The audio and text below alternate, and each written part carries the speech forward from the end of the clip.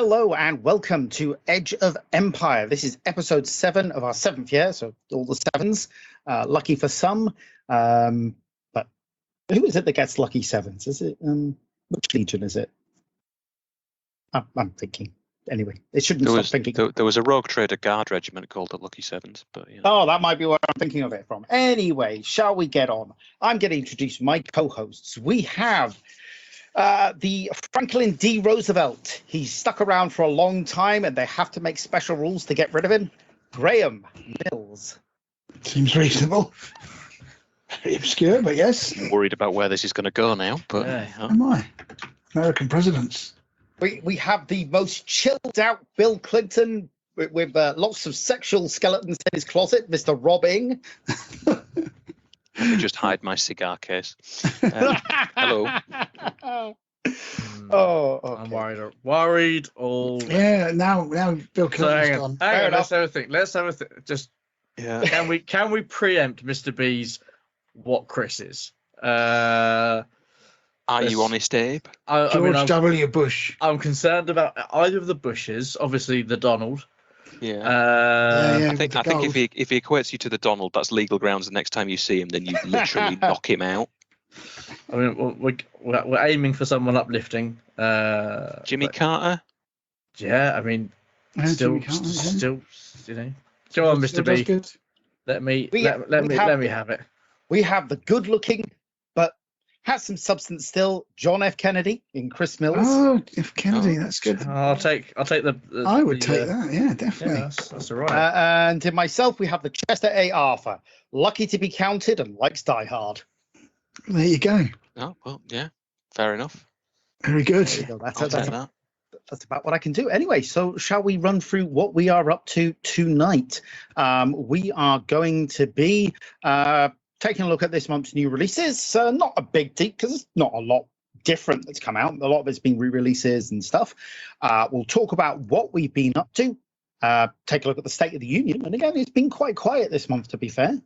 And finally, we're going to talk about Siege of Cophonia, but we're going to break it up into a couple of shows. And tonight, we're going to talk about the Inductii. So, without further ado, shall we move on to new releases? Indeed, Yeah, let's do it. Let's do it.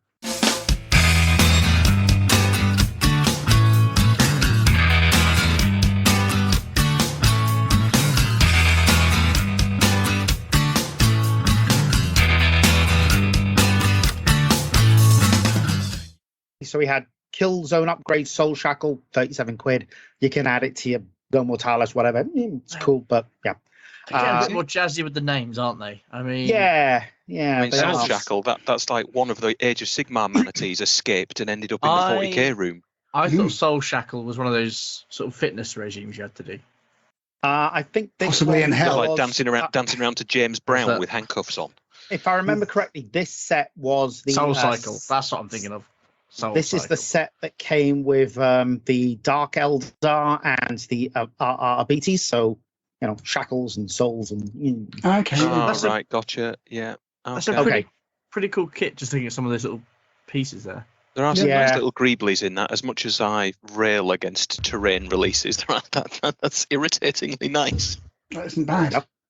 All right. We had the re-release of the Adeptus Titanicus cards, the Defensive Riser Stratagem cards, Knight Stratagem cards, Traitor Legio, Loyalist Legio card packs. They were $12.50. And the Open Engine War card pack that's like allowing you to generate scenarios and missions for playing just open games at 19 quid. So I've got one of them around here somewhere. One of those Open Engine War cards. They're really good, actually. So definitely would have played them. Good plan. We had the re-release of several resin kits with new plastic sponson settings. So there was a Mastodon, 395, the Aquators, the 3 different Aquators, 115 each, and the Fellblade, 230, Glade, 230, Falchion, 235. Oh, and the Deimos pattern Damocles Rhino kit, which is £18. I think it came out at 35, and then they reduced came out the at price. 35. The internet said no, thank you. And that was a horrible price. Yeah, they halved it. And anyway, it's a good kit. Works with the plastic thing. Upgrade it. It's not bad. That's actually a pretty good release, I think. Was it £35 for the upgrade for the Rhino? Yeah, It was So more and than then a it was- rhino. more than a Yeah, rhino. and then they Yeah. reduced it to 18, which I think is a more. They got their own back by Weird. releasing literally half a marine with an assault cannon and charging 35 quid for him when you can build him out of the upgrade sprue. Yeah, that is Yeah. true. Well, Yeah. Okay. Oh, the Javelin's also 76. But 2 of those units got new data sheets. We'll move on to them on the State of the Union. We also had a Verun Asheradon, Master of the True Sons, £36. I actually really like this guy. He's the special character from In This. Yes, Oh, yeah. he's I've disappeared. disappeared. Yeah. He's wonderful. Oh, Rob doesn't know how the screen background thing works. I appear to have got lost in the warp. yeah. No, he's a great kit. I actually love this kit. His bare head's not too bad either. The helmet head is pretty good. And you know what? For our 40k loving fans, he'd fit in there as well. Nice. I love the mirror coins. And I've actually bought him. You good. Weirdly, have. I did begrudge that After I told you that he hadn't come out yet. And Mr. Sorry? B went, Well, yeah, he had, idiot. Yeah, I mean, he's £4 cheaper than the next one coming up. But I mean, £36 for characters from Forge World is kind of. It's If you not. think a plastic character from GW in a clamshell's 20 quid now. it's 2/3 of a Shakaran now. Yeah. Oh, we're on to the news. The standard's been yeah. changed long enough. Yeah. He's getting his eye in now on the new Sakaran standard. So anyway, He's got a spreadsheet set up for. He just puts in a number, it just works out yeah, in absolutely. image form for him how many bits of a Sakaran he can buy. I prefer the helmeted head to the. But weirdly enough, if he's a Reaver, you'd think he'd be black with green rather than green with black. If you see what I mean, because the Reaver's Well, maybe black. because he's a command model. He's Don't know. It's very weird. He's got some bits of his score black. scheme I again. mean, you can paint him however you want. I know, but Yes. actually, painting green is a lot less arduous than painting black. If I'm honest, after painting 30 odd Reavers, I wouldn't want to do that again in a hurry if I could avoid it. So I might go with that. But yeah, A lot of trim on that guy, isn't there? There's a lot. There is a lot of There trim. is. yeah, I'm kind of used to that now. okay. But yeah, I I'm think not that'd be going cool. to apologise for it. Don't know whether I'd keep the banner. You know my views on banners, but it's not a terrible one. Get rid of the bullet magnet. I suppose it depends whether the banner is part of the backpack or not, really, doesn't it? They're normally like the You Ran can, one. like, snip them, can't you? The Ran one you can not put in, so it's just probably the same yeah. as that. Yeah, you could just snip. That'd be fine. Uh, I mean, it wouldn't be a terrible thing to have for like a Vexella. Yeah. You could put it onto another model for a Vexella, or even a Herald if you were going to push your luck a bit, 'cause it's quite big. But yeah, cool. So yes, he should be with me shortly. Nice. Cool. Who's What next else out the have we got? bag? And he's still in stock, unlike. Unlike the next chap. Oh yeah, who's temporarily out of stock. He is cool though. I mean, you've got to say you can see why. So Lord Castellan Evander Garius, the Tyrant of Caphonia, £40 for him. Lovely model. I love this model. Whether I get it or not, I don't know. Well, not anytime soon. I've not seen the bare head before. What is it with Imperial Fists looking like they brew craft beer? Yeah. Hey, look, when you spend your time defending the Imperium from all and sundry, sometimes you just need to go back and have, your own hops and nice hoppy, nice double hopped IPA type. Yeah, exactly. You just got to chill there with your mates and have a. I mean, I schnitzel and can't some say IPA. anything because if I had hair, I wouldn't look too dissimilar to him, and I do brew my own beer downstairs in the kitchen. So, I'm in a decidedly glass house to cast aspersions, but I just not noticed that bare head before. Yeah, he's definitely hipster Islington kind of London elite, isn't he? Yeah, Our kind of man is what you're saying. That's what you can just see him hanging out in a place in Shoreditch, being achingly cool. That's exactly it. He is the ultimate Guardian reader right there. Yeah, totally. Okay. I might be giving him a purchase at some point. Yeah, I think I'll add him to the lineup on the. He's a nice model. I'd be tempted to convert him up into a wolf character just because he's got that. Really I think nice he's got a pelt on his back. lot of potential there. I like the cloak. I'm not sure I like the pelt nature. It does. Well, Inwit is cold, isn't it? It you is. kind of get the impression that they just chuck a pelt on when there's nothing better for them to do. Yeah. It's like, what do we do with this model? We need a pelt. I think they've done it again to troll the Space Wolf players of like, you know how you really hate the fur on all your models? I mean, Well, here's a Legion that no other model in the entire range has fur on, but what we'll do is we'll sculpt it exactly how you want the fur on your models. Yeah, this gotcha. is clearly from a giant bear kind of creature. It is, or, isn't you it? know, Big Yes. bear. big sloth thing. Yeah, killer sloths, possibly. Maybe that's The killer one sloth of of the, one of the Inwit. things that you have to kill if you're Imperial There's a- Fist. there's a- Catch there's a and spiky kill a bits. sloth. There's a Spiky Bits article right Poor there, the killer def- sloths of Inwit that you never knew about in Yeah, 40k. poor defenseless sloths getting slaughtered. by Imperial don't Fist. look. Oh my. We're about to get a load of manatee artwork. Don't give me ideas for new creatures. To Typical. put in power I'm sure. armor. Yeah, Jeff- yeah. What's Let's that gun? Is that a Volkite? In his, yeah, he's got It's a Volkite charger. He's been Well, it's hanging it's about with a Eddie Volkite. Redbeard, and he's gone for underslung Volkite.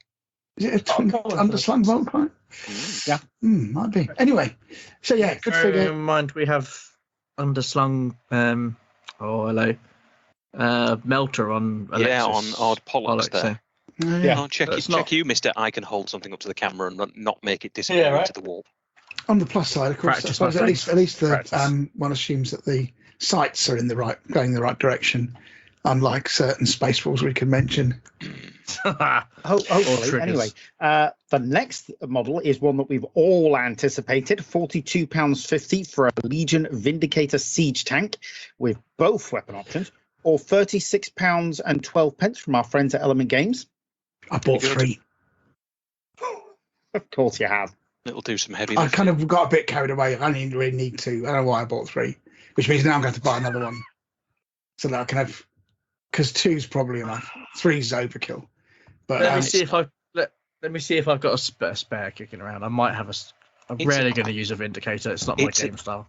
It's a tank, and you said it was overkill. Who are you, and what have you done with Graham Mills? Well, I Nearly think a you meant body I mean, it smash. just 3 makes was it- overkill. I mean, He 3's meant overkill. owning 9 in a list. Yeah, I think that you only need 2 to do what it needs to do rather than 3. So the other 100, I mean, it's such a bargain points wise, a tank, right? It's probably one of the best tanks you can get. Although there is now, I'm now kind of a bit struck with the Omega, but so it's 13, 13, 12, which is better than a Sakaran. Mhm. And the gun is 3 shots, twin link, strength 9, ordnance, ordnance, AP1. So it's a superb destroyer of second. vehicles. And you Can I- do yourself a whole point on a 1. No, Can not I even- just Oh, not say, anymore. ask a question? Are we going to switch to the Vindicator standard? Is that what's potentially going to happen? Is that what's No, happening? I think the Sakaran still beats it for looks, but just for sheer sort of brute force, I think it's a super choice. I mean, again, you can move it, fire that one gun, and it will probably get through a Spartan, or 2 of them will get through a Spartan, because you're hoping for a 5 on the vehicle damage table. But yeah, it's a good deterrent. It'll keep things away, and also if you have 3 of them, you then start to get into can I take a dreadnought in a turn territory? Yeah. Mhm. 'Cause it's got Great. that. But yeah, not with the Demolition Cannon, which has its place, but I've not seen it yet. But yeah, Yeah, it has its place. That place is first edition. yeah, I think that's true. So yeah, its place is 2 years ago. I'm yes. fancying getting a couple of these and putting the laser on them for the fist. So Anything Yeah. that can deal with multiple dreadnoughts in a turn, as will be explained in a later episode in the Ian Malcolm section of Just Because You Can Doesn't Mean You Should. Certainly doesn't. oh wow.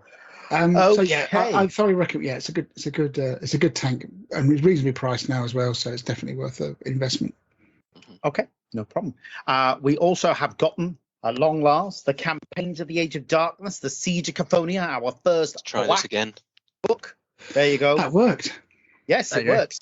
It's a just have to hardback shield. for £35. It's £35 at Element Games, no discount, but you do get your points there as well. So, Yeah, I didn't realise that they And had it's one in got- stock when I went to order it. I had to order it direct and didn't get points. and it's cheaper as well. In terms of postage from Element Games, to be honest, if you don't Yes. go through the £80. It's a big book. It's bigger than the Imperium and the Mechanicum books. It's not as big as Yeah. the Legio or rule book, but it's a hefty. The shipping label on it said 2.4 kilos, and you're looking at 240 pages nearly in it's a lot physical of book. format. Yeah, I got it as an EPUB. It costs As did I as well, $29.99. because Yeah. Yeah, I'm all about the EPUB now. I've got them too. Yeah, I can't be bothered with all the different things. I've got all the books. I've done but no, both. yeah, exactly. I don't tend to use them. So I don't want this to turn into the current edition, soon to be the last edition of 40k, where you've got to have like 8 books just to play the game. yeah. I don't want to have that. So that's why I'm taking EPUBs. Yeah, That's a good the point. previous edition of 40k did not have any kind of EPUB support, so you had to take the books, which was an absolute chew on. And that's Gotcha. why I hope the EPUBs don't stop being made. Might have been an exercise ploy by Workshop to sort of like build up the guns of their like tournament base by carrying, you know. Could be. I think someone was telling me they went to a tournament and they actually had to take 9 books, including the rule book. And I was like, Crazy. Take photos, just Yeah. anyway, Crazy. that's that. Anybody's allowed to photocopy up to 10% of any given publication for personal use only. That's But I think quite a lot of EOs We're not lawyers. demand you to have the book, don't they? So that could be Yeah, why they if you're using. But then if you're using nine different books for a massive soup list, there's a certain amount of serves you right. Then you deserve it. Yeah. Yeah. Again, Ian Malcolm's law. Yeah. Okay. Next one, bit controversial. A Despoiler Squad upgrade set, £19.50 for 5 chainsword arms and 5 Ouch. bolt pistol arms, which is a nice segue to our sponsor, Battle Bling.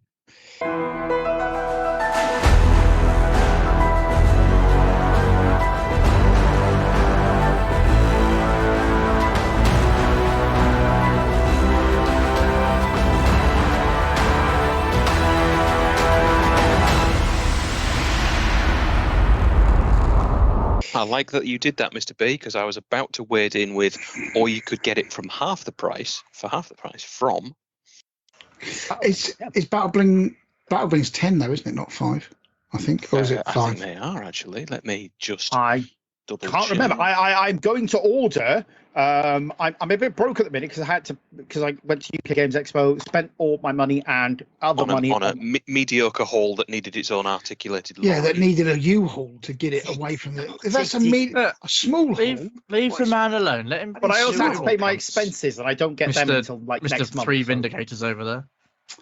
I also have to True, pay my. but then I don't Yeah, go and so say for- I have a small haul of tanks. I say I have a massive stash of tanks. So I also- for 50 pence more at Battle Bling, for 20 You get twice pounds, as many.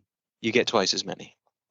I also had to pay my expenses out for my food and transport and everything, so I don't get you that had back to until pay next to month. get somewhere, did you, darling? Oh, Yes, I I'm did. really sorry. Do you not realise that the other 8 billion people on the planet have to do that on a pretty much daily basis? Let me get my tiny violin for you. Let me. Oh, the people that have to work at does it look home. like I'm tossing off my beard? Dear. Oh, Have to there go you go. downstairs. to go Didum's to the little office. fuzzy man Peach had to pay for a train. I'm saying nothing because I work from home full time. But yes, small haul. We're complaining about paying tax next. My Chad. I Right. did pay tax this month, actually. Oh Oh, no. well, welcome to the bloody club, pal. The spoiler To be fair, upgrade I'm set. going to get it back in April. So. Of course. Yeah, well, I won't, so Yeah. Chalk Never got off. anything back from. Every time I've ever had any dealings with the tax office, literally, and I work for them, I've never come out on top.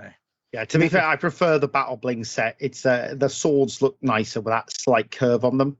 yeah, Well, I they was do look thinking nice. of getting them because I want to make a jetpack Reaver squad, the Reaver Assault Squad, which is in the Legacies list, to make a kind of more Reaver-y army and maybe use some jetpacks. But They do have the jetpacks as well. they do as well. They but- do, and they're not bad.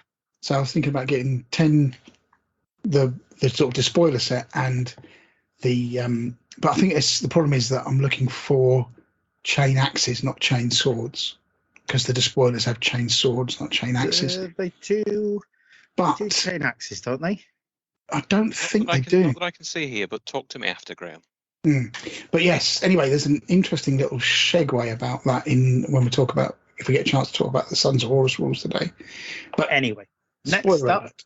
the Infernus Abomination. Yeah, I'm going to buy something. £27.50 for your traitor demon assassin. So No, I mean, they are really good. I mean, well, I don't think we cover it in this episode, but suffice to say, next one, yeah. they've got a strength 8, AP2 initiative hit Yeah. with 4 attacks. I mean, they have only got 4+ armor, but these guys are a great HQ choice for your, why bother with a character? I mean, to be fair, you can't kind of join them up. I think you might be able to join them up with other demons, but we don't know the rules for those really too much yet. He's got the Abomination special. Abomination special rule. So he has risks, but fundamentally, initiative 8, strength 8, AP2, that's not to be laughed at. Probably fantastic. I've woken up with far worse. So yeah. They'll probably be like this. They'll probably be like the assassins in the Imperium book, where they can't be taken as they're non. They can't be compulsory HQ, but they can be. Oh yeah, they're not definitely not compulsory HQ, but you can chuck a couple in, or even just one, just to have them roaming around for bother. Okay. Most of the rest, I'm just going to swing through because they are Dreadnought upgrades: Thousand Suns, Salamanders, Raven Guard, Alpha Legion, Ultramarines, Word Bearers, 25 quid for the front of the Contemptor. Are you going to sound effect a Tarzan scream as you're swinging through those then, Mr. B? Nicely done. I reckon that could be done in post. Yeah. Well, next up, we have the Librarian Consul. I was kind of hoping this guy would be plastic, but, when they announced him, he's resin.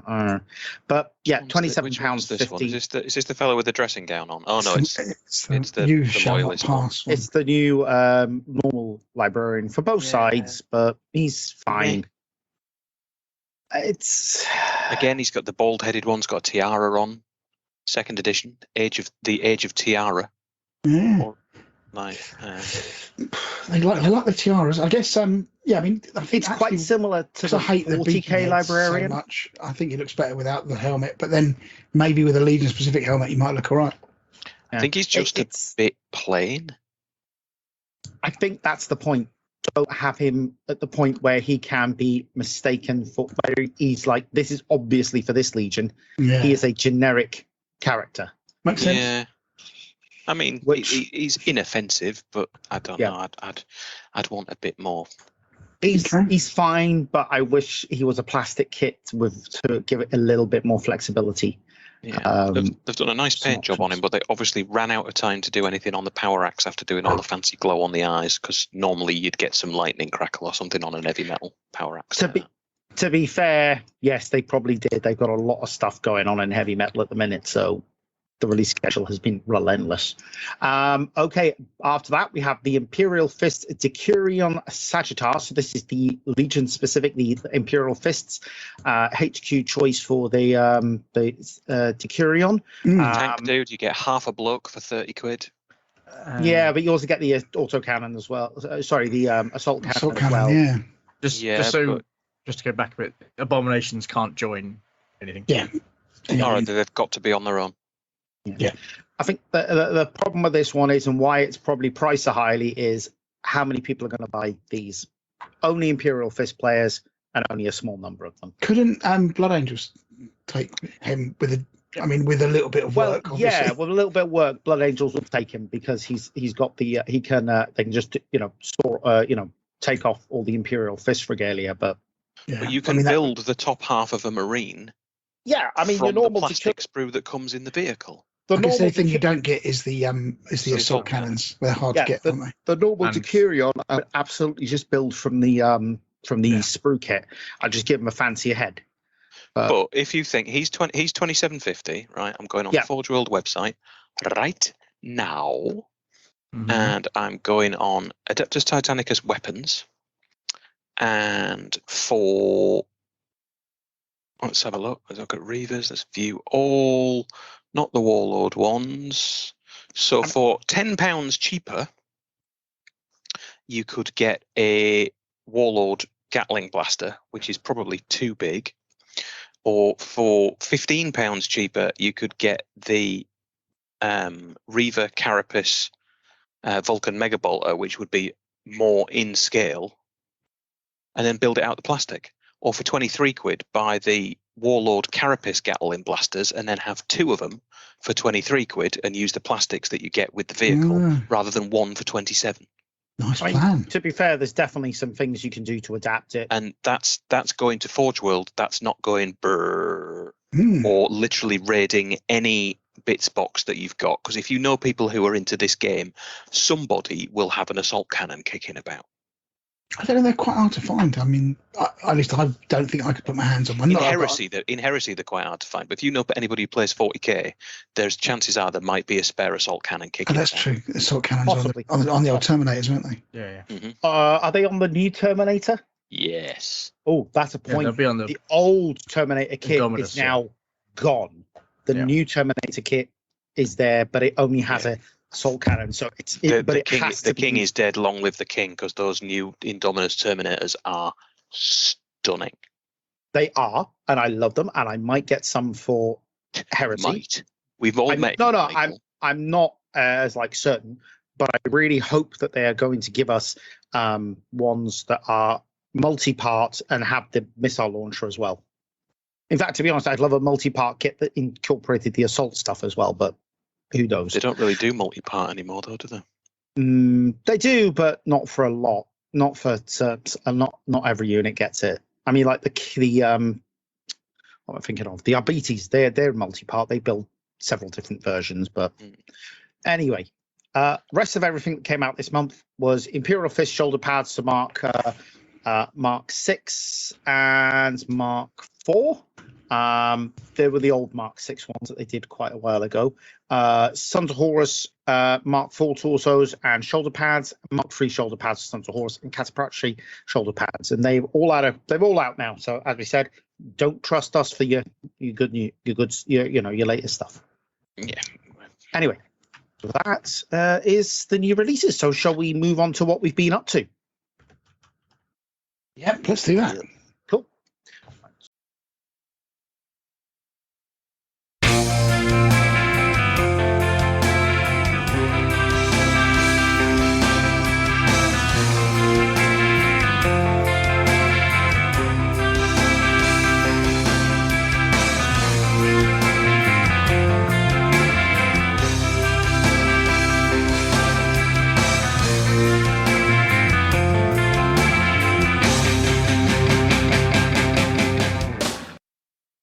So what we have been up to is here. I am going to get the ball rolling because my list, things of what I'm up to are especially short at the moment.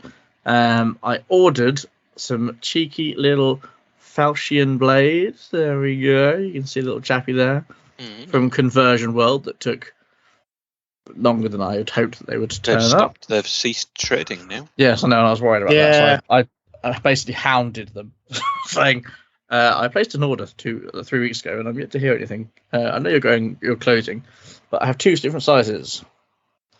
So we have big and we have large, because they're going to be going on. They're going on the Golden Boys. Just the shield, the sword champion chap with different arms, because I wanted a guy with meridian blades, because why not mix it up a bit. Back on the Golden Fun Bus, folks. Yeah, I mean, that's probably going to be the extent of the Golden Fun Bus, if I'm honest. I just, with the big guy being a Lord of War choice, I need another HQ choice. I've got Chappie with the big axe that I've now turned into a spear because the axe head had snapped off. So, Ixion Hale, that's the guy who, hey, look, still don't have rules for. Still doesn't have rules. No, he's still just a 50 quid model that doesn't actually have anything special about him other than the fact that you might have to travel halfway around the world to get him. Yep.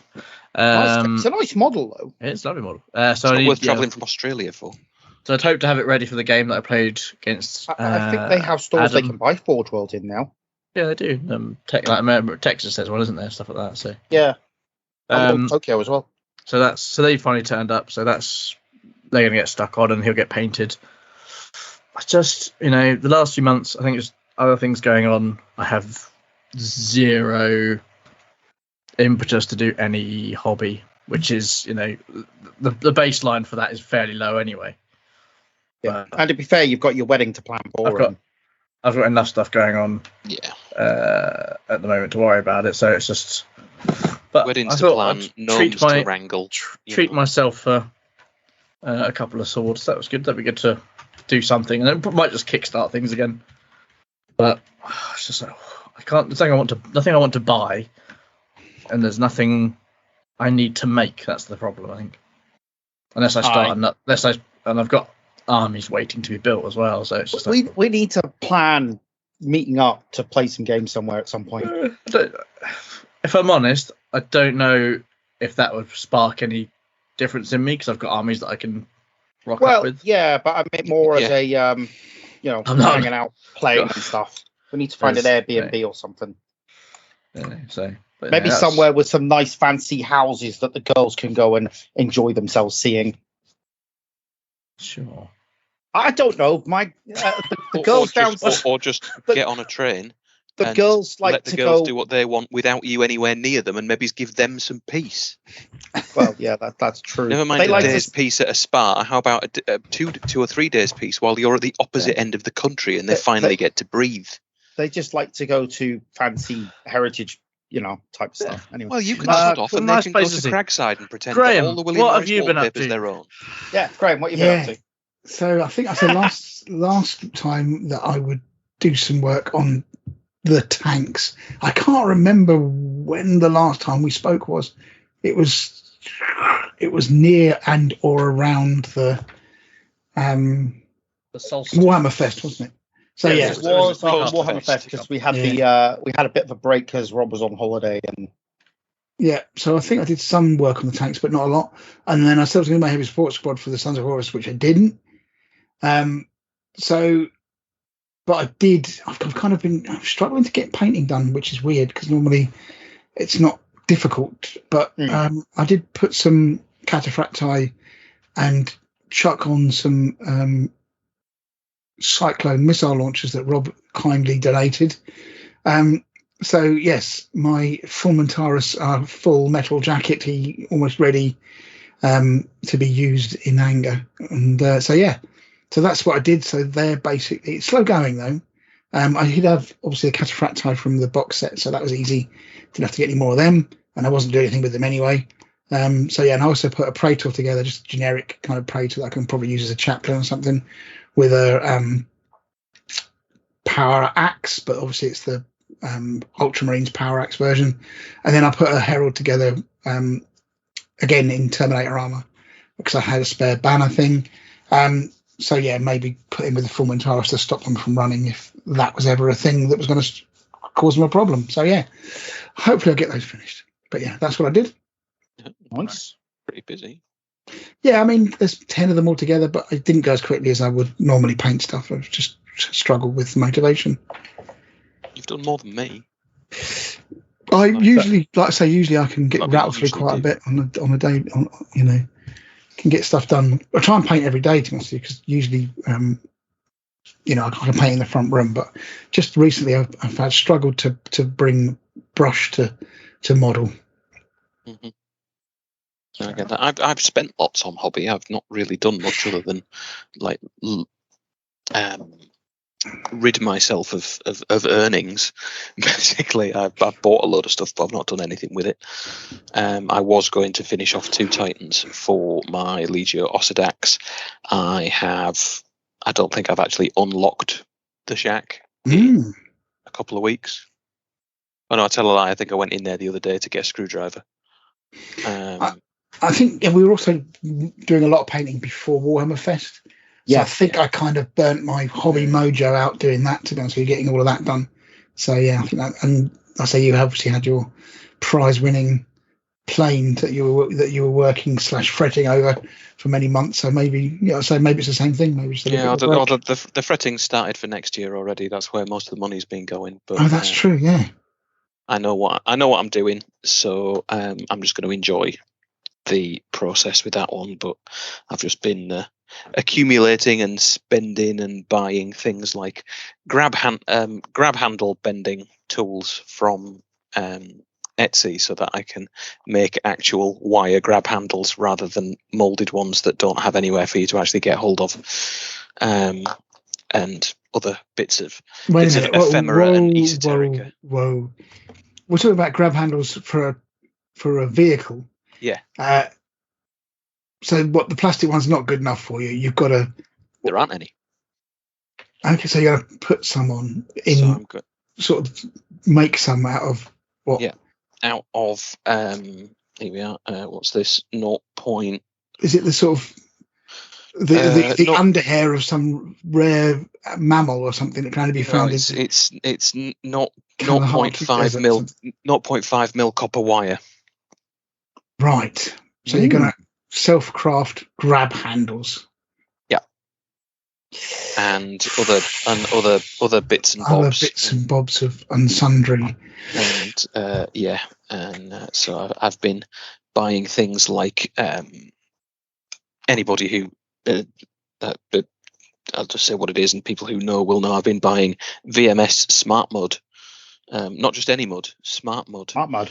What does it do? Does it tell the time and like Mud with remind an you when internet you're? connection? I don't know. I haven't blood tried the pressure. Michael approach. Yeah, I've tried I was going to say, talking can it boil the kettle?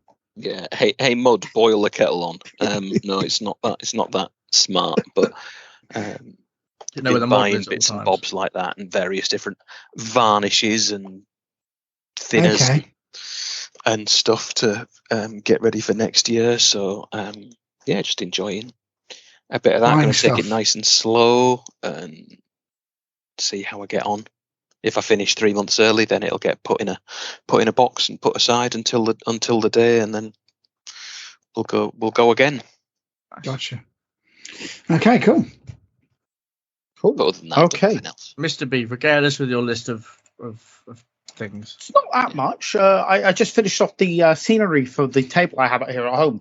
The Hemotrope reactor and 3 sets of Factorum rooms. I put the Instagram links in the notes there, but it's just scenery for the table.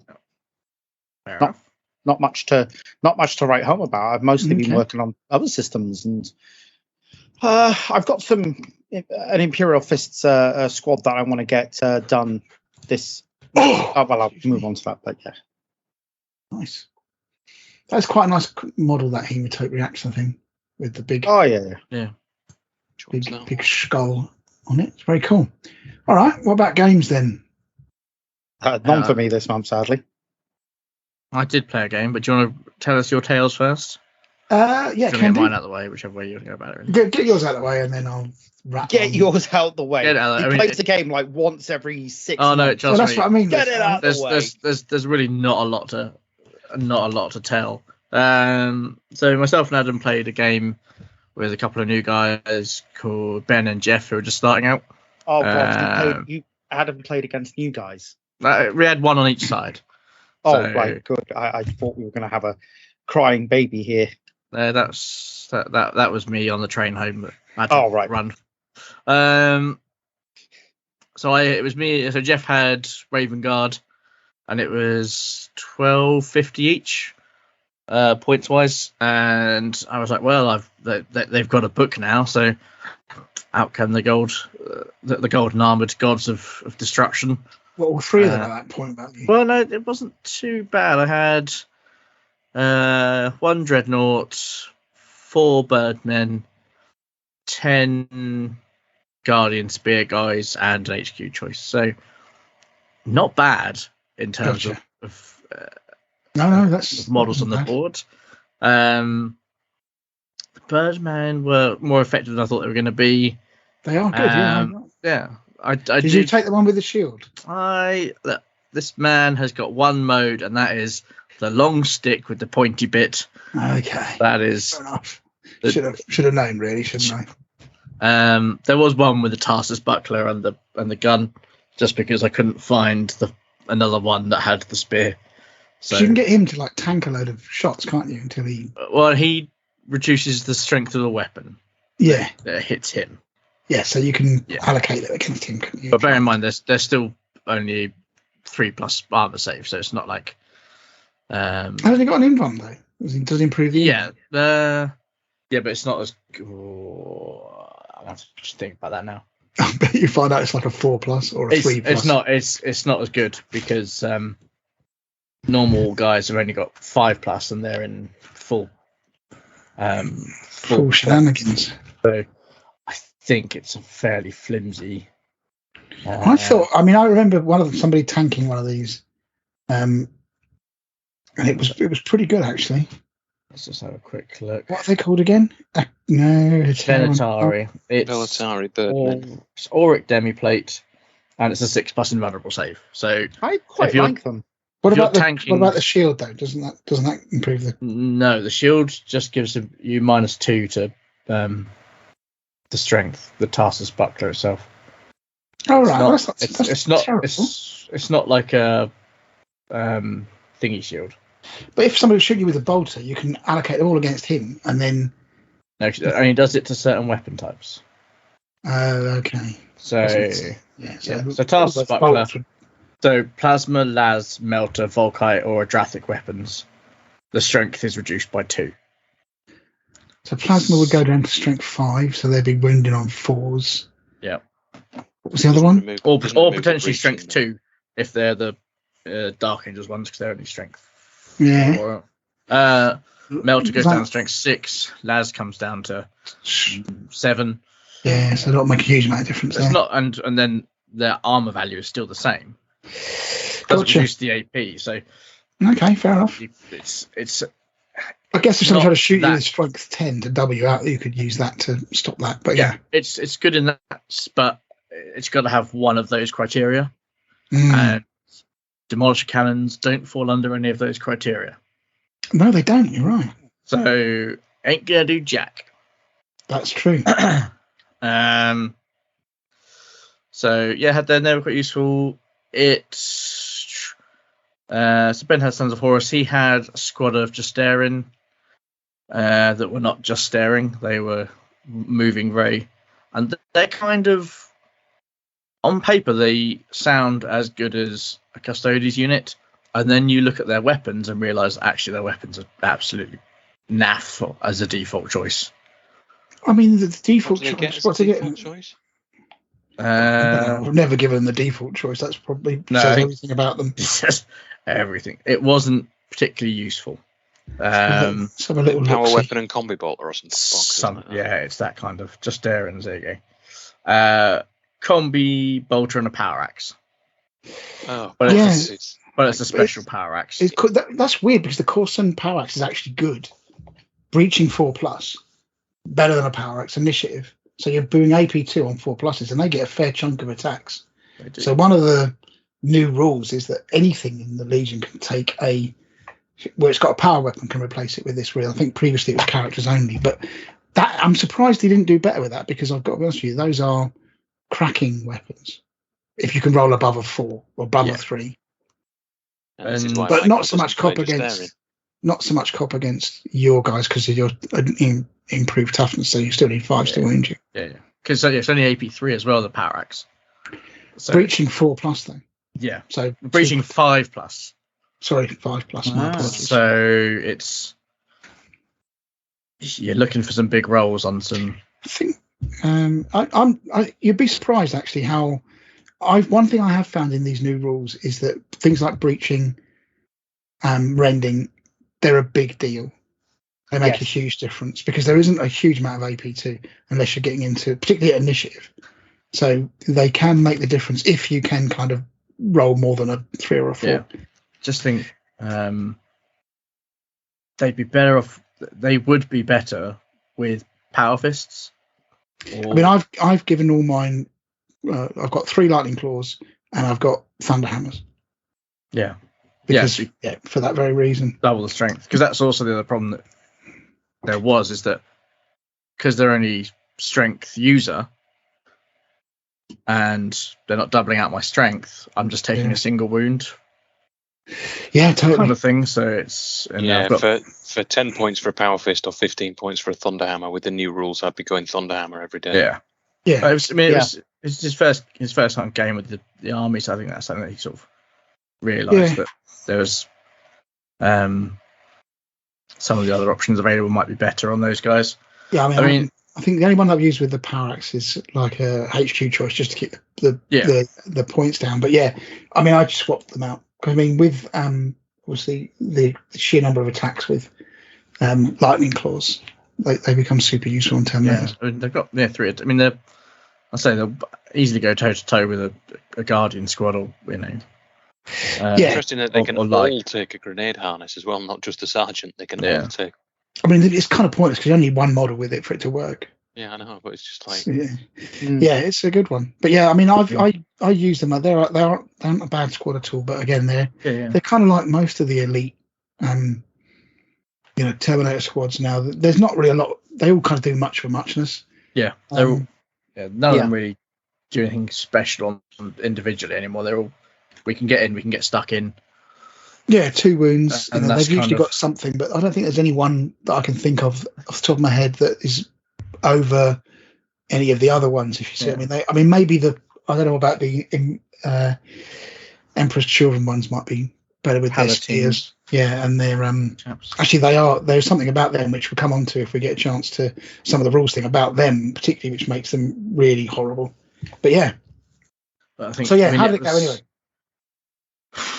As it always does with an assault army versus the impenetrable gun line that is the Death Guard, being able to basically do whatever the hell they want and skip gaily through the battlefield with their heavy weapons, just sounds about right, blasting left, right, and Craftworld Death Guard. Craftworld Death Guard, exactly. It was. We played to end of game turn 3 because just new players, things take time. Yeah. We had 1 squad left at the end of it, and we'd killed maybe 2 units. Blimey! And just like, what was the thing that was doing the most damage then? Was it the Death Guard? The Death Guard did probably their lion's share of it. Ben also had a couple of tactical squads that I routed one with some fire from one of my Guardian squads. Made and failed their leadership test, and they were right on the back line. Gotcha. So, away you go. See ya. At least they got Vexella. That was one of the 2 units that we took out. Right. Wow. So, it was just guns. So was it just fire? Running with fire? Just firepower. Even they've got 2 wounds on all my guys. If a unit can stand there and go Fear of the Legion, that's a good chunk of wounds that I'm gonna. Yeah, I mean, if you've got 5 models, you're gonna lose, and you're gonna, assuming that they wound like 30 times or whatever, you're gonna lose 2 wounds minimum, and then you've lost 25% of your squad or something, and then it becomes a big difference, doesn't it? I think with bigger squads it's less noticeable, but with small squads, you're never gonna. With the Custodians, you're never gonna have that because it's a high cost elite. Yeah. You can never conceivably run 10 guys in a squad, but it was, I moved forward, they moved back. I mean, they got 3 wounds though, the normal guys. 2 wounds, right? Okay. Same with the Heterons, I think, have 3.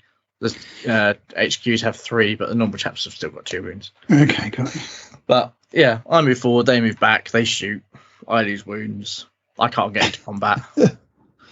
Yeah. What you? Yeah, Heteran Guard have got 3 wounds each. Yeah, so. It's okay. Tough buggers. Hopefully we'll have. You could take 10 of them if you want to play 700 points additional to the 225 that you already spent on the squad without tooling them up, by the way. Yeah, I mean, I think if because we're new guys, they had limited amount of models. Hopefully, if we play again, we'll have a slightly higher points count.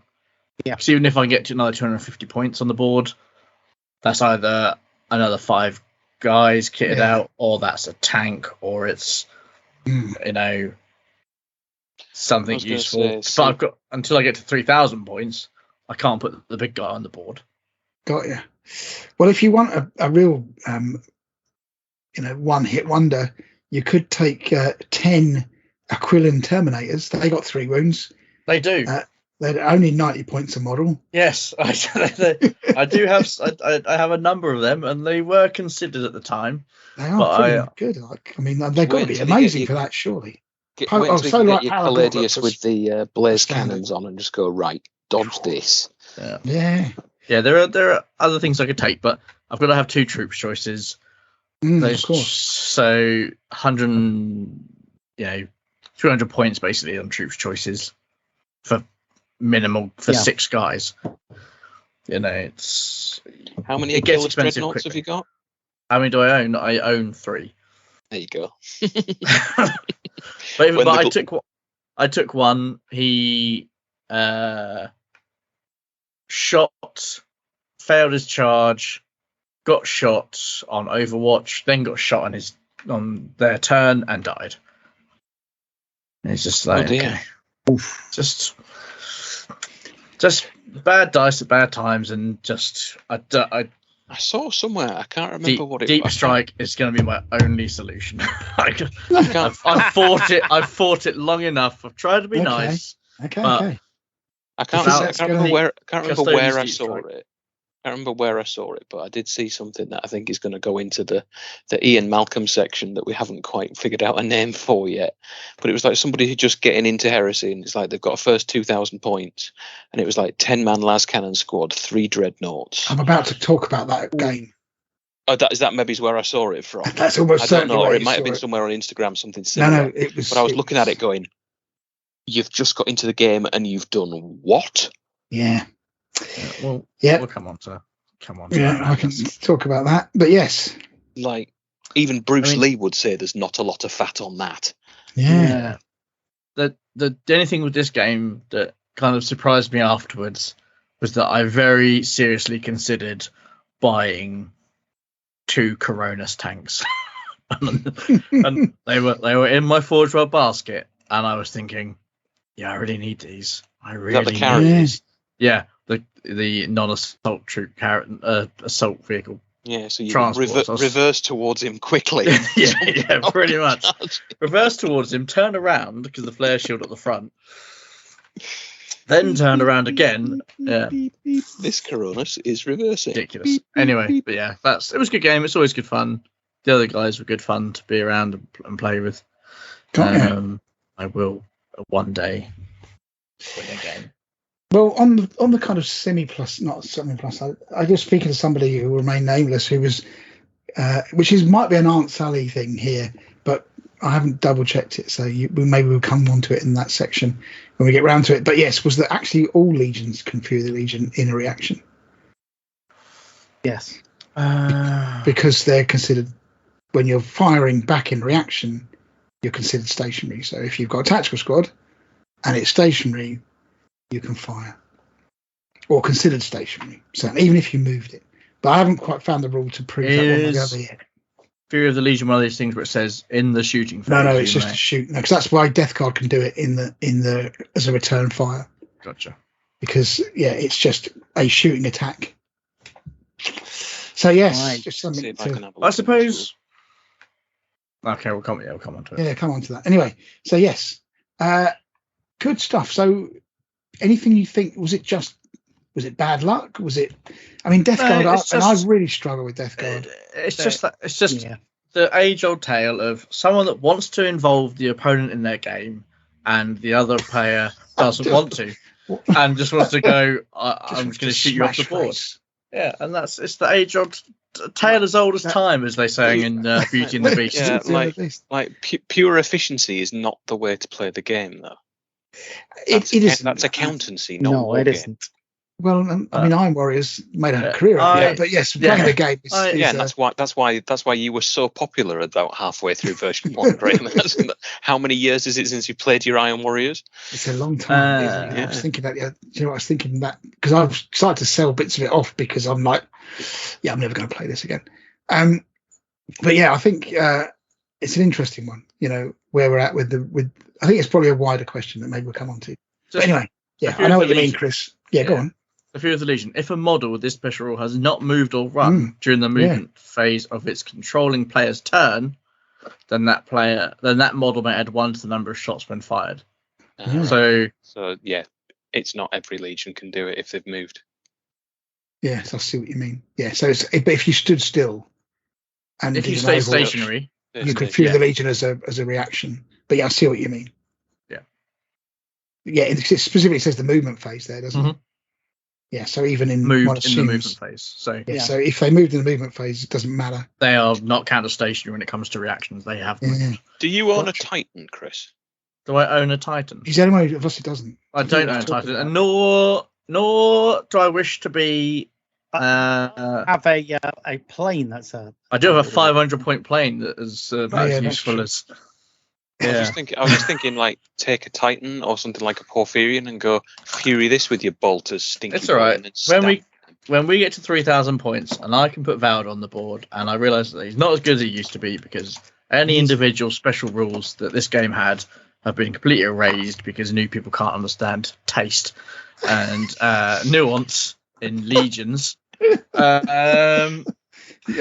You sound a bit like me after various tournaments or various events. But I think talking about the Justarian also is another point. It's like in first edition, every legion and every unit had its own kind of had its thing, had its own sort of special rule that did X, Y, or Z, right? Yeah. And now this is the unit. These are the weapons it takes. It doesn't do anything different. I mean, I think these ones are green, these ones are red, these ones are blue. They do have stubborn and they do have furious charge, to be fair, and precision. I think they've got precision hits, but yeah, I get your point. But yeah, I think whenever you have these types of armies, so if you take a shooting army against a all close combat army, the shooting army will inevitably win. I think if you take a close combat army gets out of its Spartan or not. Well, yeah, there is that. But if you take a close combat army against a balanced army, then you can probably do something about it. But I think that an army that is tailored towards shooting, because let's be fair, the Death Guard's rules are all benefits for shooting in the same way as the Ultramarines are. It's going to tend to push you into that kind of list if you are optimizing your list. But there aren't any sort of molecular severance. Doesn't exist anymore. Yeah, it was a cool weapon rule. Like certain things like that have just been. All things. Got like instant death on your stuff. I suppose it's getting it into combat for that instant death to actually be used. But I'm not talking about specifically myself. Okay. I'm talking about the game as a whole. Okay. And weapons used to do or have their own cool little rules where they did interesting or useful things that another weapon didn't do. And now it does this generic weapon. I see what you mean. Yeah. So all the Terminators can all take thunder hammers or chain fists or whatever. Or they all do the same variation on a generic thing. Nothing is individual to characters or weapons anymore. Yeah, I'm not sure. I'm not sure. I think that you're not wrong. I'm trying to think of an example of that. Valdor has been hard done to on that front. It's not. So I mean, I'll for next time I will present a thesis on how this game has been rinsed to flavour. Case. Okay, let's see what you say. It'd be interesting to see what the arguments for the prosecution are on that one. Okay, cool. Okay, what about you, Graham? Games are plenty. So I can't remember if I talked about a game against Wayne's Death Guard in the previous episode, but I might not have done. Yes, I think you did. You would say it should move on the section, Mr. B, because we're not talking about new plastic. I've had another game with Wayne then, which was a phenomenal game actually. So this was really cool. So Wayne's Death Guard has been my nemesis for a bit of time. So we kind of a good sort of camaraderie. So his list is always tough, and we always play quite full-on games. There's no quarter given, so I know what we're getting into. So he's got like 2 Leviathans. He had 2 Omegas, which I'd never played against before, and boy, they are a great tank. We'll come on to that in a minute. Some tactical squads. It's Death Guard, some Seekers, 2 squads of Seekers in Land Raiders. So there's, it's a pretty strong list. So I took my Ultramarine tank list to see how it would get on. And it was one of those games where every round was destruction, but both sides were equally dishing out the same level of destruction. Gotcha. So it wasn't like there was a killer blow put together in one round. So like normally if you have one round of devastation, then the other army that's it, it's all over. Mm-hmm. Their key units are gone, target prioritizations kicked in, they've destroyed the things that could have caused them any problems, and the other side usually rolls over that squad or that army and finishes it off in a turn or two. That didn't happen. So Wayne did some damage. So the Omegas are great now. The plasma gun on them, it's got 2 modes of firing. The first one is strength 9 AP. It might be rending 4+. So strength 9 rending means you can actually dish out some pretty big damage with that gun against other things. So strength 9 plus D6, and if you roll a rending, if you roll more than a 5, you have another D3 to that. Means you're certainly getting through Spartans without too much bother. 2 shots, and it's got this plasma burn rule. So if you do any kind of hull point damage to it, to another vehicle, you take an additional D3 hull points damage just for hitting it, even with a glancing hit. So yeah, it's phenomenal. It's a great tank hunter now. I think previously it was a blast template. Now it's proper nails. So obviously they had to die sharpish. And then the other mode of fire, which is also pretty good, is 8 shots. Strength might be strength 8 or it might be strength 7, but I think these ones are breaching 4s. So yeah, let me just get the deets up on this. What do you want? Sorry, because I might have it at hand. It's the plasma, the Omega plasma thing in the in the plasma section in one of the Liber Astartes. Give me 1 sec. Yeah, I must admit, just finding it now for you. The Liber Astartes needs re-releasing because there's no troops choice in the digital version. There's no in the index to select. Oh yeah, they do need to redo that. And there's no Legion Astartes ranged weapons. There's a link to close combat weapons, but there isn't one to. They're in the book. The They're index just under. They're in there. Yeah. They're just not in the So- index. So yeah, the Amiga plasma array. Plasma array. Plasma So, array, yeah. So so strain Strength fire 7. is Yeah. 7 AP4. heavy 8, breaching 4 plus twin links. Jesus. So basically 8 Ooh. shots on 4s. It's AP2. Fantastic against Terminators, right? You're not going to double them out, but you're going to, and also against Dreadnoughts. 4 pluses. I mean, obviously you're wounding them on 4s, but if you're rolling a 4, it's AP2. So you can tear through a Dreadnought with one blast. And then the second mode of fire, heavy 2, rending 4+. So that's going to work. Does get us hot, of course. Plasma burn and twin link. So yeah, the tank goes at 16, and of course if you Death Guard, you can craft world Death Guard, you can spin it around at 16 inches a turn and fire both of its las cannons as well as its plasma array thing. So yeah, really useful tank. So that did a number on. I had 2 Vindicators in my army, which I'd basically use my Iron Warriors ones just to see how they would work. They died pretty quickly because he identified those as a target priority number 1. But yeah, basically the way the game went was he destroyed a load of stuff, I destroyed a load of stuff, then he destroyed a load of stuff, then I destroyed a load of stuff. And it only really to the last turn when it was just about had enough stuff left that you couldn't do anything about to get into the deployment zones to win the particular objective, whichever one, I think it's Dominion or Shatter Strike or something.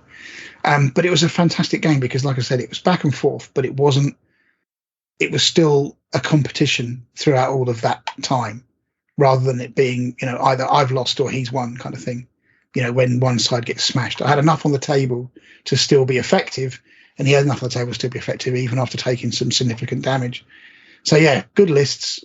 Really going at it. It was a superb game, a really, really good game. One of the best I played, actually. So yeah, managed to win it, which was nice, but it wouldn't have mattered either way, to be honest with you, because it was such a good game. And then the other one, which was a bit different, this was against Gallus, Emperor's Children. And God, did I lose badly on this one. So Sun Killers, we need to talk about Sun Killers at some point. Oh yeah, they're good. Yeah, but they're wrong. They're wrong in so many ways. So Sun Killers, they aren't in the appendix or the Legends book. They're actually a unit that's kind of like hangover. They're an exemplary battle unit. Yeah, so they moved these across. Even though this was written for version 1, their rules are still valid in version 2, and so is their points costs. Which means I think they got an updated document. I'm not sure. Anyway, 135 Yeah, points. they did get an Did they did get an updated document. It's There's a whole there's a PDF whole PDF. Oh, okay. So maybe I'm being overly harsh on them then. But anyway, there was a brand new Legion version 2 PDF. I will find it and link it to you. But okay, because at the moment they are super cheap for the first 5, like massively cheap, where they're at the point where you think, and they also have this rule where you can't take a cover save against their las cannons, which you think, okay, fair enough, what's a cover save? But a evade is a cover save.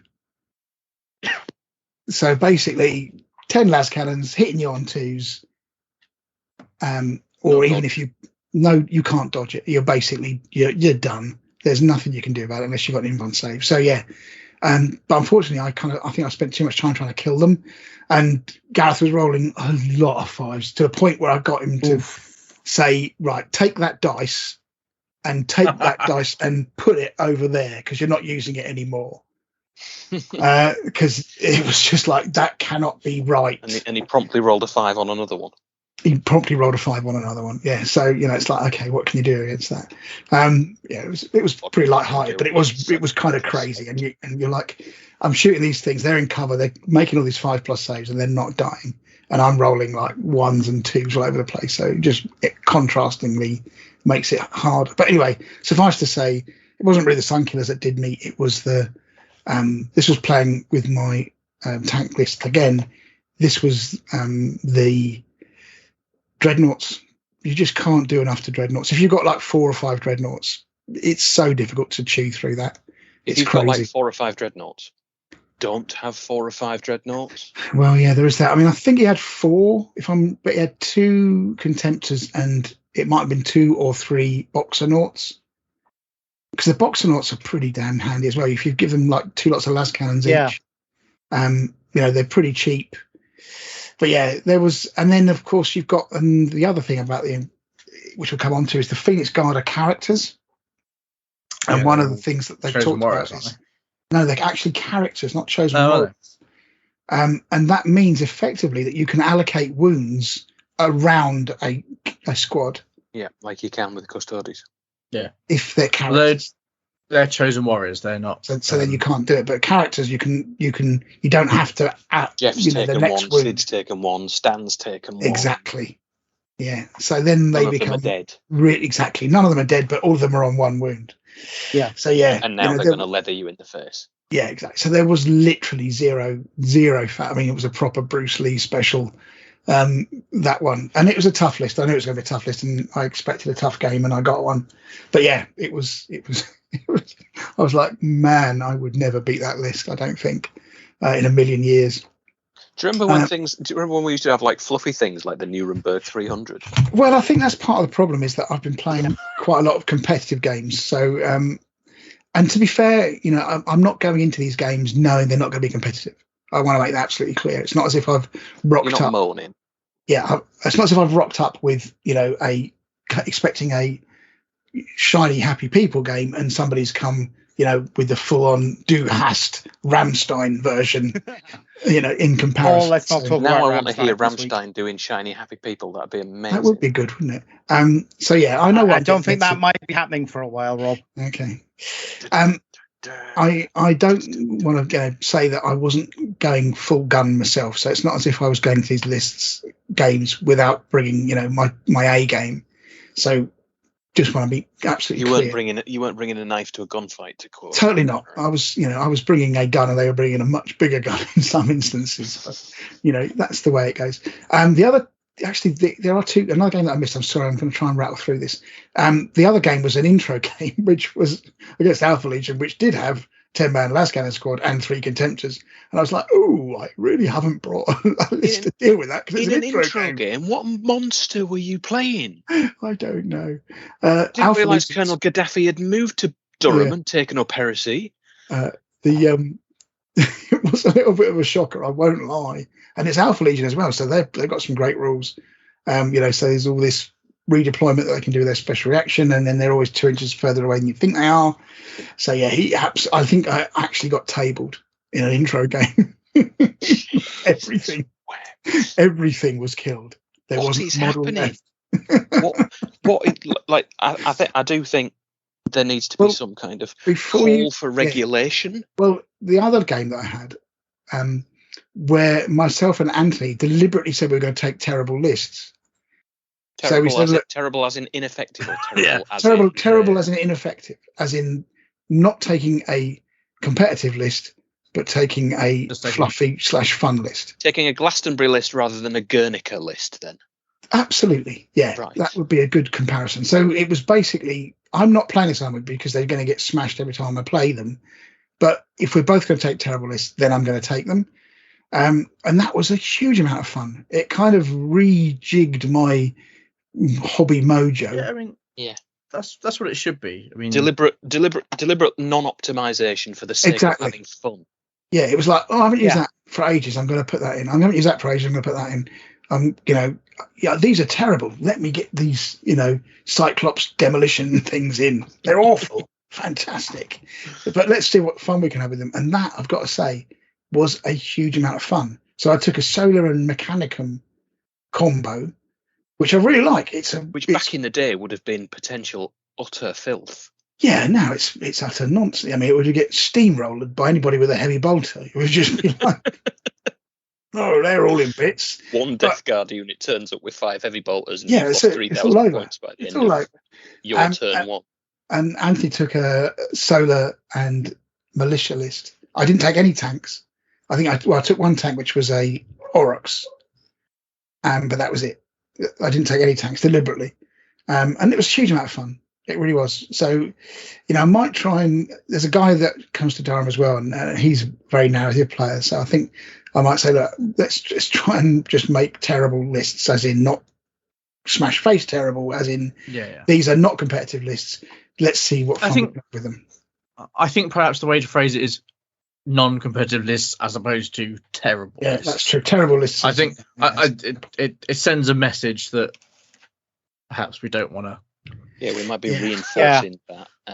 Yeah, you're absolutely right. And I guess there is you're right. There's a certain amount of that in what we do with our list challenges, but I think that we'll have to have a think about it. But I think that, and again, you could get a skewed view of the hobby by the games that I'm playing, which I don't want people to get, because I'm deliberately playing hard lists against people who play hard lists, which is fine.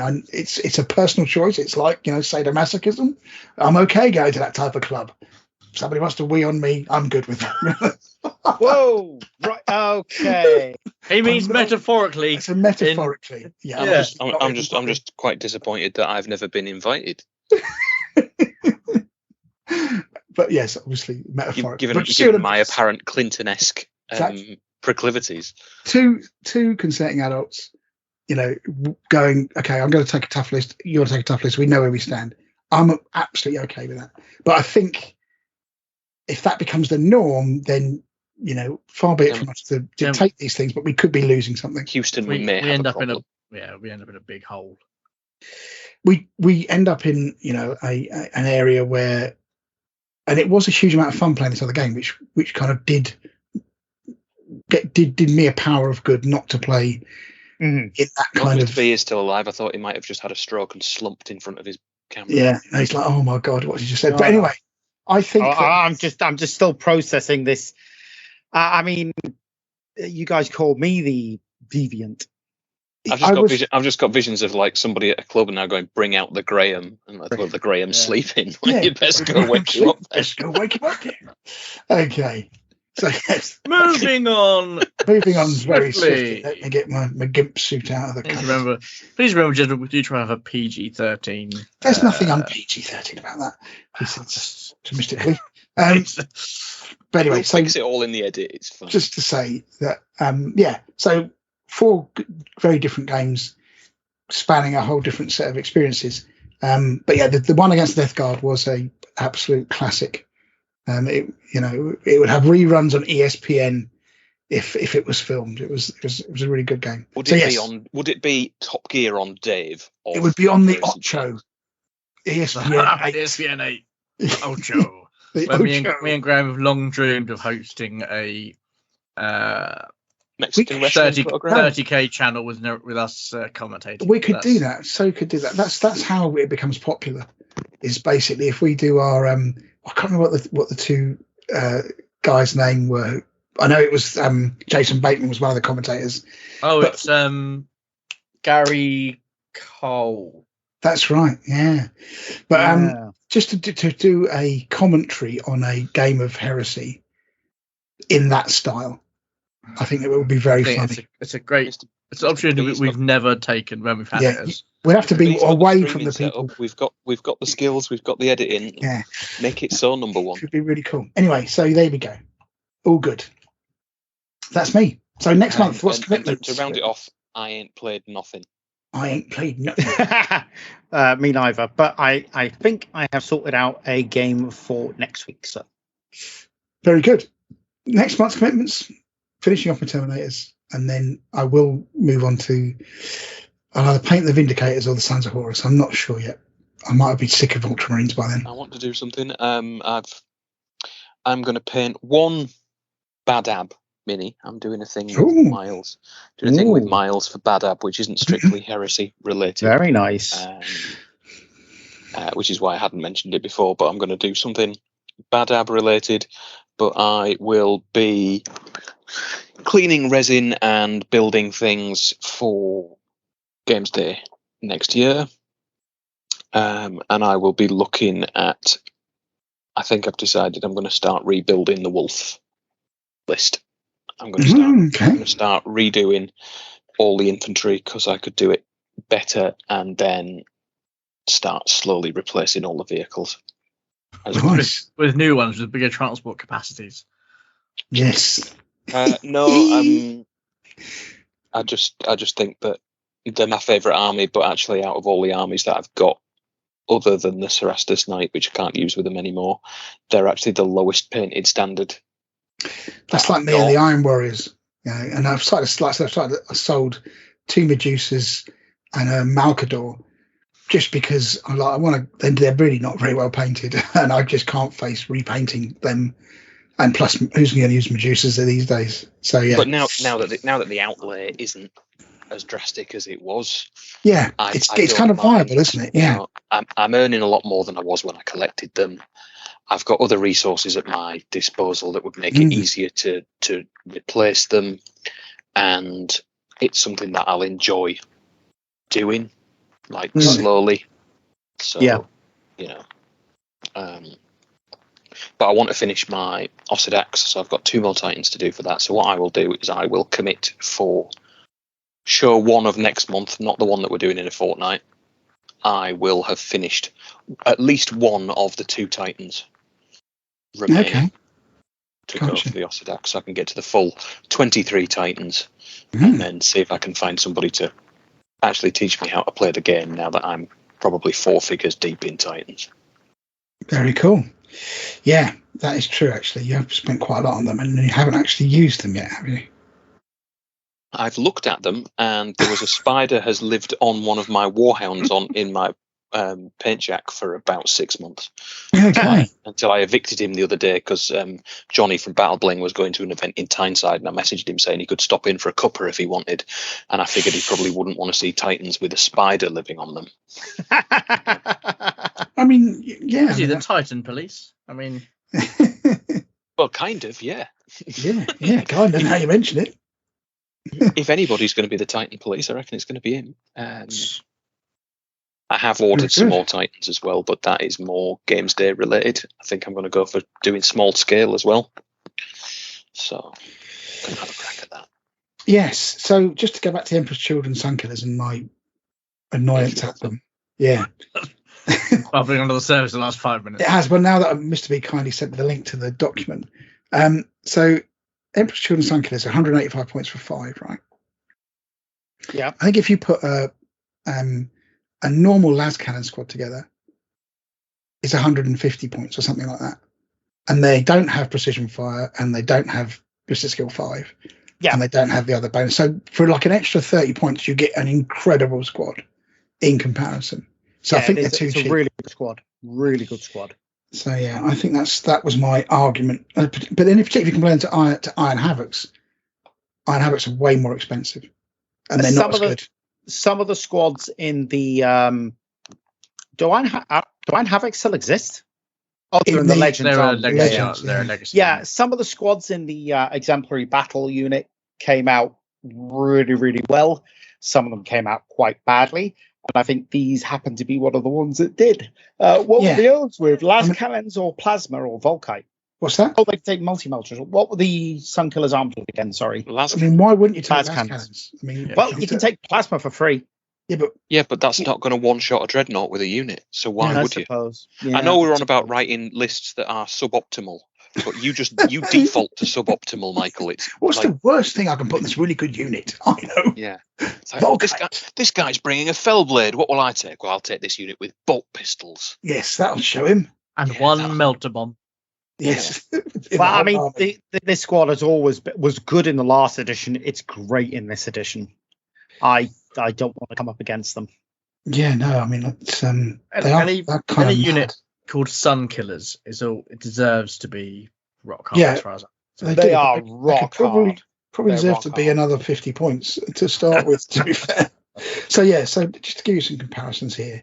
If you give a normal heavy support squad, no bells and whistles, right? So not even Otis for armor on the sergeant or whatever, with 5 las cannons, that is going to set you back 150 points. Sun Killers, 5 of them, with all of their special rules, like you can't take damage mitigation or any kind of cover save, and they get precision shots, 185 points. Yeah. It doesn't make a huge amount of sense there. That should be more. You can buy them for 40 points each. The aforementioned Terminators, Custodes Terminators that are 3 wounds each, are 90 points, and these guys will kill them every day of the week. Yeah, with a few shots. Yeah, because they can't run.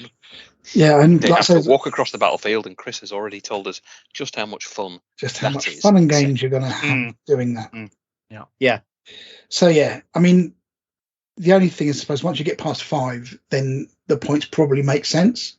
But because 5 for a new heavy support legionary, so that's 15 points for the model plus 10 points for the las cannon. They're 25 points to add, but the Sun Killers are 40 points.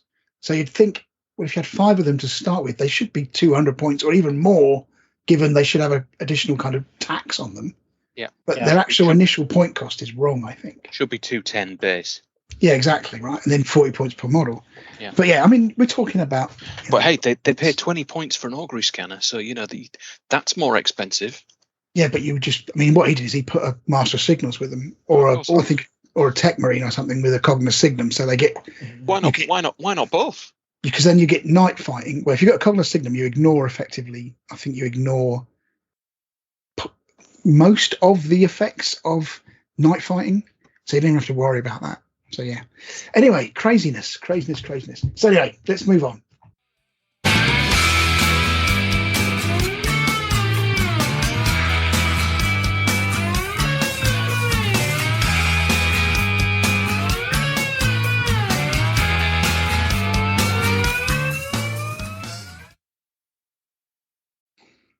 Next up, then, we look at the state of the union that is the World of Heresy. This is where we have a little look-see beyond the releases from our mainline distributor and cast our net a little wider into things that might have piqued the interest of our producer-in-chief, Mr. Michael Bottrell Esquire. So, first out the bag, I think, is Chris. Yeah, so post-Golden Demon, of which we had a finalist in, we got to see some of the other commended entries.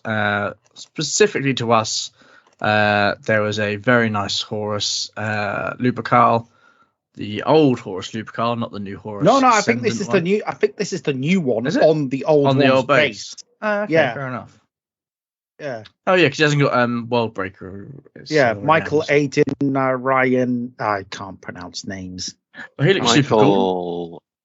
Dina Ryanin. Yeah, that's a right name. No, that's the new one. Yeah. Tell by his head. That's the new one. Yeah, it's a new one on the old base. Yeah, new one on the old base. That's really cool. I like it a lot. Great, doesn't it? Yeah. Like the skulls. I like the head. Yeah, that is. Cracking job of that red lit head from the Adrian Smith artwork, Matt. Yeah, it's phenomenal. And what's he done with that one? That's sort of like a speckled kind of effect on that armor, isn't it? It is a bit, speckled. Yeah, it's a bit mottled and a bit kind of. Yeah. It's got chaos It's dripping nice. off it. Nice. Yeah, it is nice. Very cool. And so is the Iron Circle. Well, I'm trying to work out what that head is, though. I mean, is it Perturabo's body? Yeah, it's Perturabo. It's sculpted. Oh, it's all third. I saw that on Instagram. Basically, that is the Fulgrim, the Perty body. There is a Forge World Perturabo underneath that. Yeah. But basically, the whole thing has been resculpted over. Right. Wow. Yeah. That's what, because that's 40k demon. That's meant to be 40k demon Perturabo. Right. Oh, I thought it was just an iron steady, circle. Mr. P. What's happened? What's going on in your room? What? Aunt Sally just had a happy ending in Michael. Sally's happy endings with Michael. What? No, you sounded like you were almost in a state of. I can't. I was just like surprised. I thought it was an iron circle, so I was like, okay. that's why I included it. That's Tubby Turbo in demon mode. Because I have just noticed that they are the Warhammer 40,000 single mini commended. So that's slightly. Yeah, there was no heresy. There's no heresy category. No. Outrageous. Did your picture get anywhere, Mr. Ing? Did they? Yeah, no, Crime Watch. The guy told me that he did take a picture of the Thunderbolt, but they only put commended entries on the website. Oh right, what was yours? A finalist. Commended was the top. Commended 5, was like top however many. It used to be like top 5 or 6, but it was quite varied this year. So for vehicle there were 7. That's nice as well, actually, isn't it? Yeah. Stephen Smith, good job, good work. Cool. Okay, who was next? You. But you. Excellent. So we all know this show loves militia proxies. Melissa John Hart, Sabrina the Teenage Witch. Don't mind if I do. Let's not pull that thread too much. Let's not pull that thread. That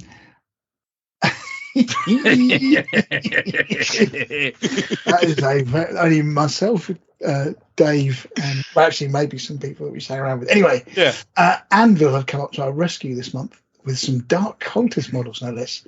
We've got the robed high priest. Ta-da-da. Really?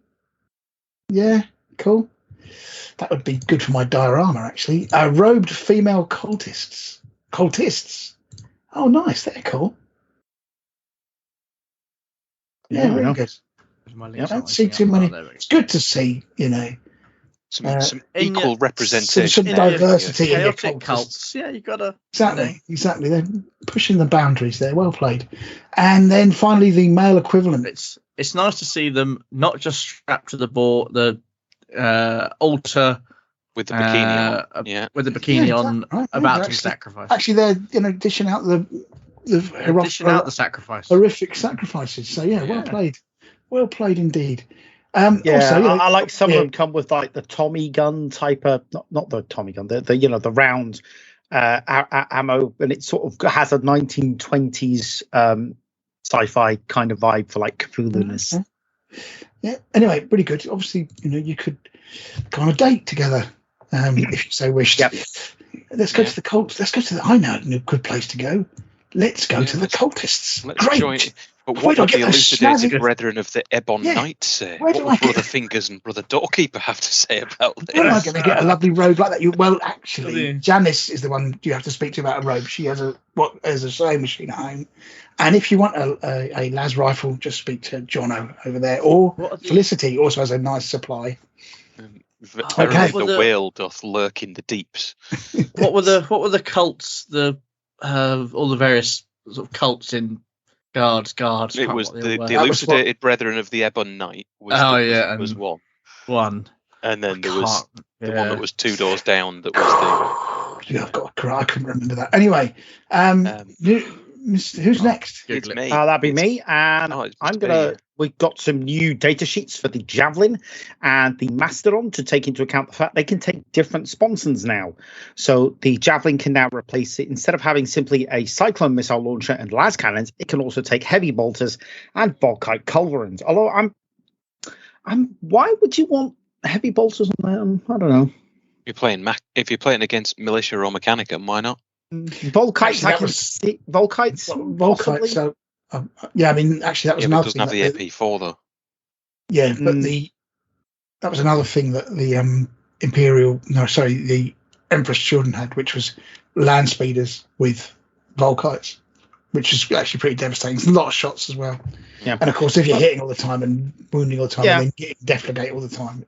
No, I'm just looking at this and I'm like, I can kind of see why you want an all heavy bolter one, because you can have your heavy bolter sponson and your and a heavy bolter on the the javelin, the pintle mounted at the front. But I'm not so sure. I think I would always take a Volkite culverin over a heavy bolter if it was. You get 2 Volkite culverins. Yeah, and they're free as well. So, maybe 2 Volkite culverins and a flamer to make it really anti-infantry. Or 3 Volkite. Why would you? The problem with a flame on a vehicle is you don't really want your vehicle near in flame. Yeah, true. I mean, you might want to swap out the heavy bolter for a Volkite, and I was disappointed to see that. I was like, okay. I'd take the multi. So you play Blood Angels, you take it. Could they not overwatch heavy flavor for an Iliastus? They can, because they're not counted as, they're not vehicles anymore. So Wall of Death. Wall of Death, of course, there is that. Yeah, but I mean, you can overwatch with any weapon. So you could potentially overwatch with. I mean, the heavy flamer might be good, but you can still overwatch with all of those weapons, even the las cannons. Yeah, if you put las cannons on it, because it's not a vehicle anymore; it's a cavalry unit. All right. The Macedon gets a choice of. Well, it gets a choice of sponsons now. It never had a choice of sponson. Now it's got. You can take your heavy flamers, las cannons, Volkites. It's still 690 points. Yeah, that's worth still nearly 400 notes on. Oh, I can take plastic Volkite now. That's the deal breaker that was stopping me spending 400 quid on this model. It's still overcosted, but it's Orion money. That is. It's still ugly as sin. It is an ugly thing. I know you've got one, Michael, but I love it.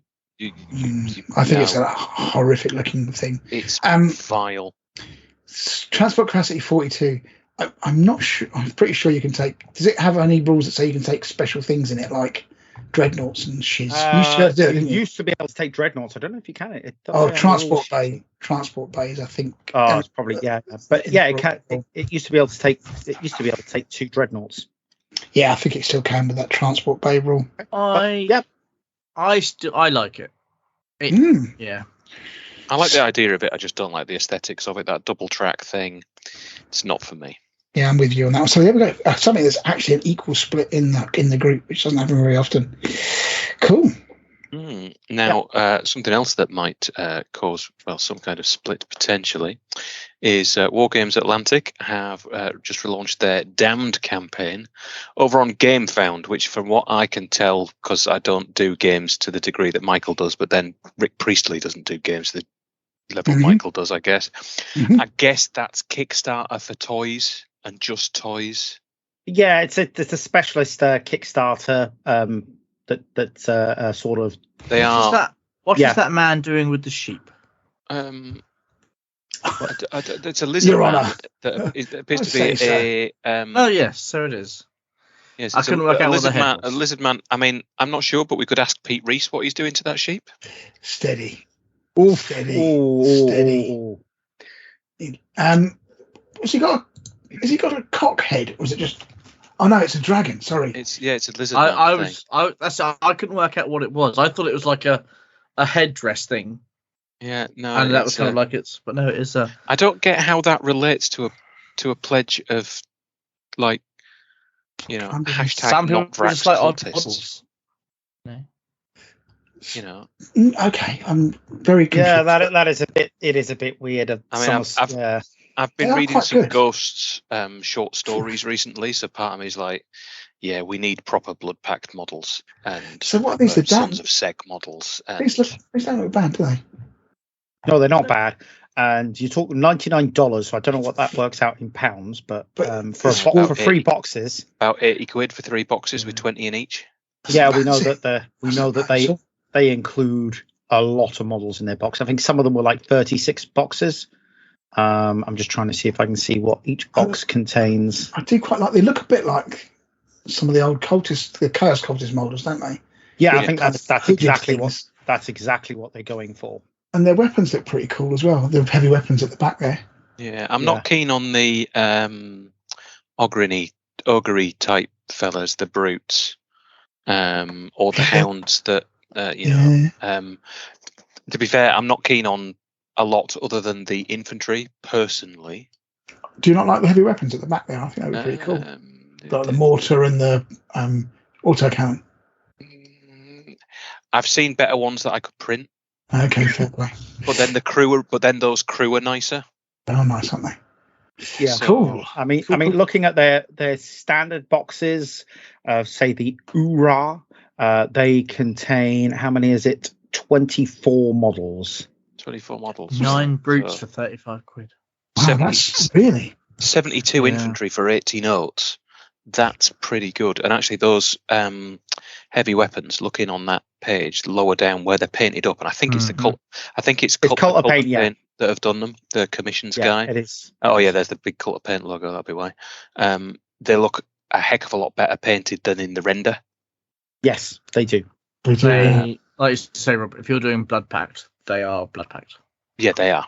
Yeah, basically. With a few more spikes on their helmets. But I mean, to be fair, what you get in this is great, but they're not going to be terrible value outside of it. So, I mean, I think they charge 25 quid.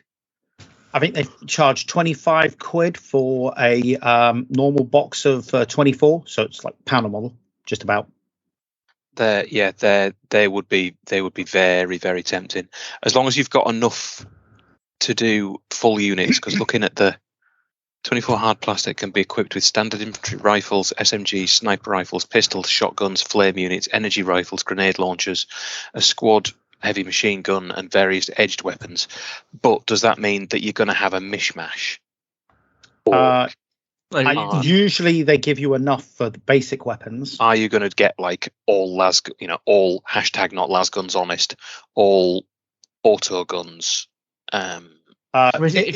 If you wanted to, you could probably pick up enough weapons cheaply off various places anyway. I mean, if it's like their normal sprue, their normal sprue, I'm just looking at the URI here. They've got 1, 2, 3, 4, 5, 6 guys on a sprue, a bunch of weapons, some arms, various heads, and they've got the basic weapons plus special weapons as well. So if it's like they do normally, you will get a ton of options on one sprue for 6 guys, and you'll have a bunch of them. I really like them.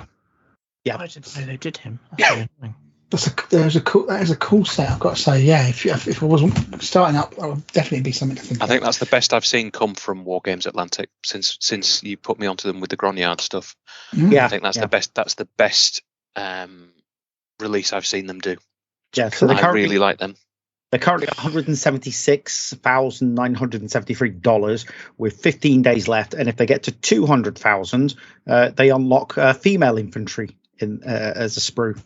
Oh, nice! They make me want a magnetically accelerated crossbow with darts dipped in poison, and to talk in a very old English fashion, I must admit. Yeah.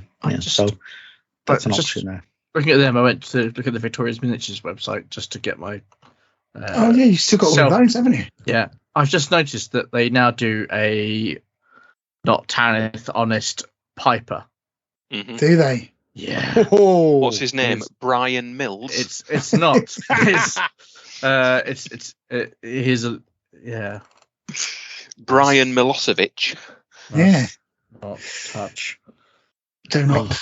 Because it's single model from Australia. Yeah, I was going to say it's the postage. Unless somebody's going to Australia. He's a new free model. If you buy and spend over $50, you can get. Oh yeah, because you've got some. Well, I was looking the other day as well on them because I was like, I really like their female Desert Scorpions range, and I nearly bought an army of those.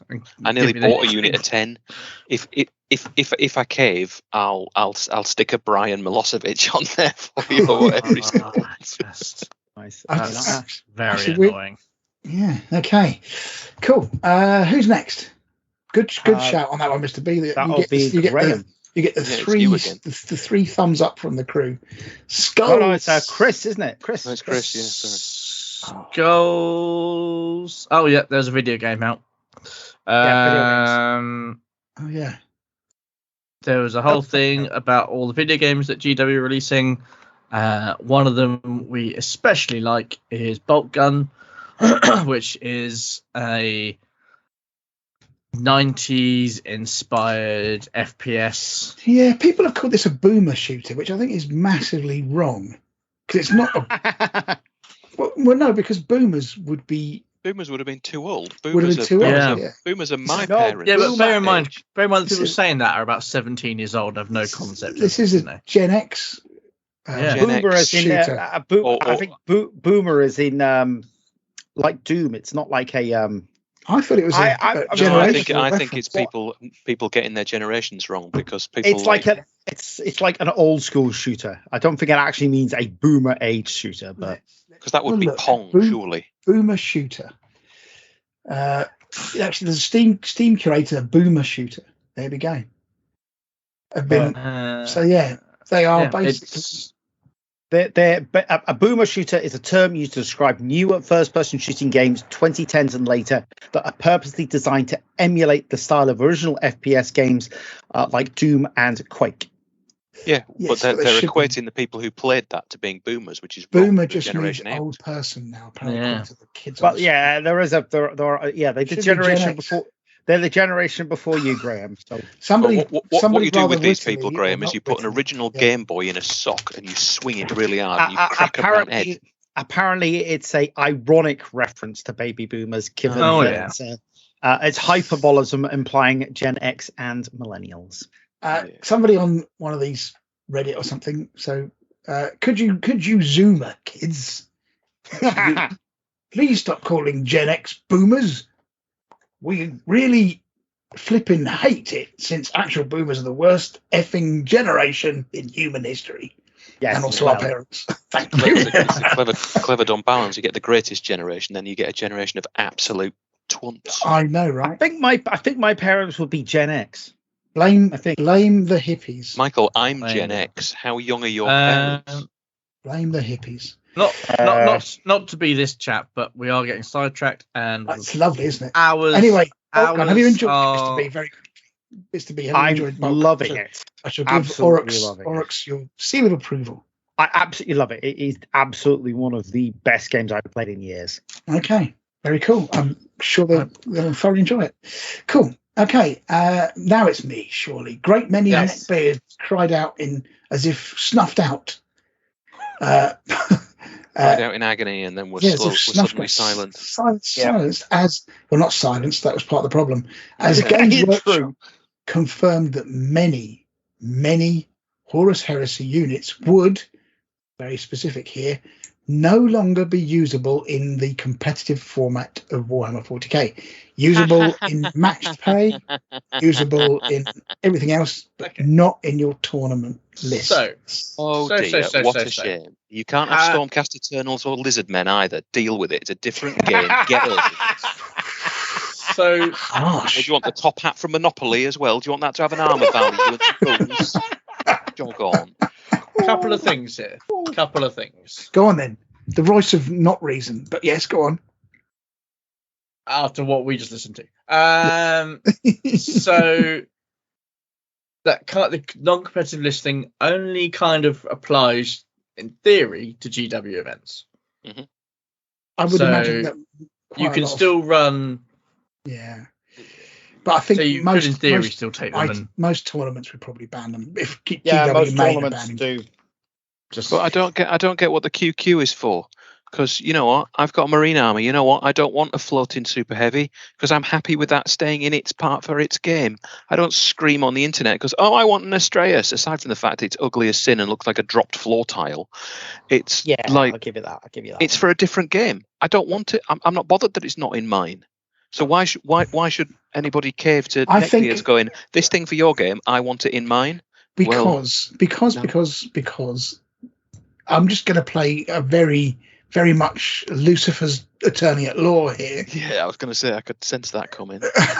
So if you bought, let's say, Contemptors, right? Contemptor Dreadnoughts, not too out there. They're not Forge World. They've been plastic for a long time. And you had them in your firstborn army. Longer than that, they were. Because you had plastic the old Contemptors. one. Yeah. And it's in the codex, so exactly, it's in the codex, right? So it's that's not in like the codex. So that's not going to have been removed. and that has been. It is being removed. Yeah, contemptors are going. Yeah. So you can't use contemptors in tournament 40k. But if you're competitive tournament 40k, you're after the new army every month chasing the meta anyway. So what I difference? think the contemptors were quite good, to be fair. But whatever. That's probably the only, because I spoke to my competitive playing 40k neighbour, and I was like, hey, what are people upset about? He said, well, actually, it's not a big deal, but contemptors, you can understand why people might get a little bit narked about.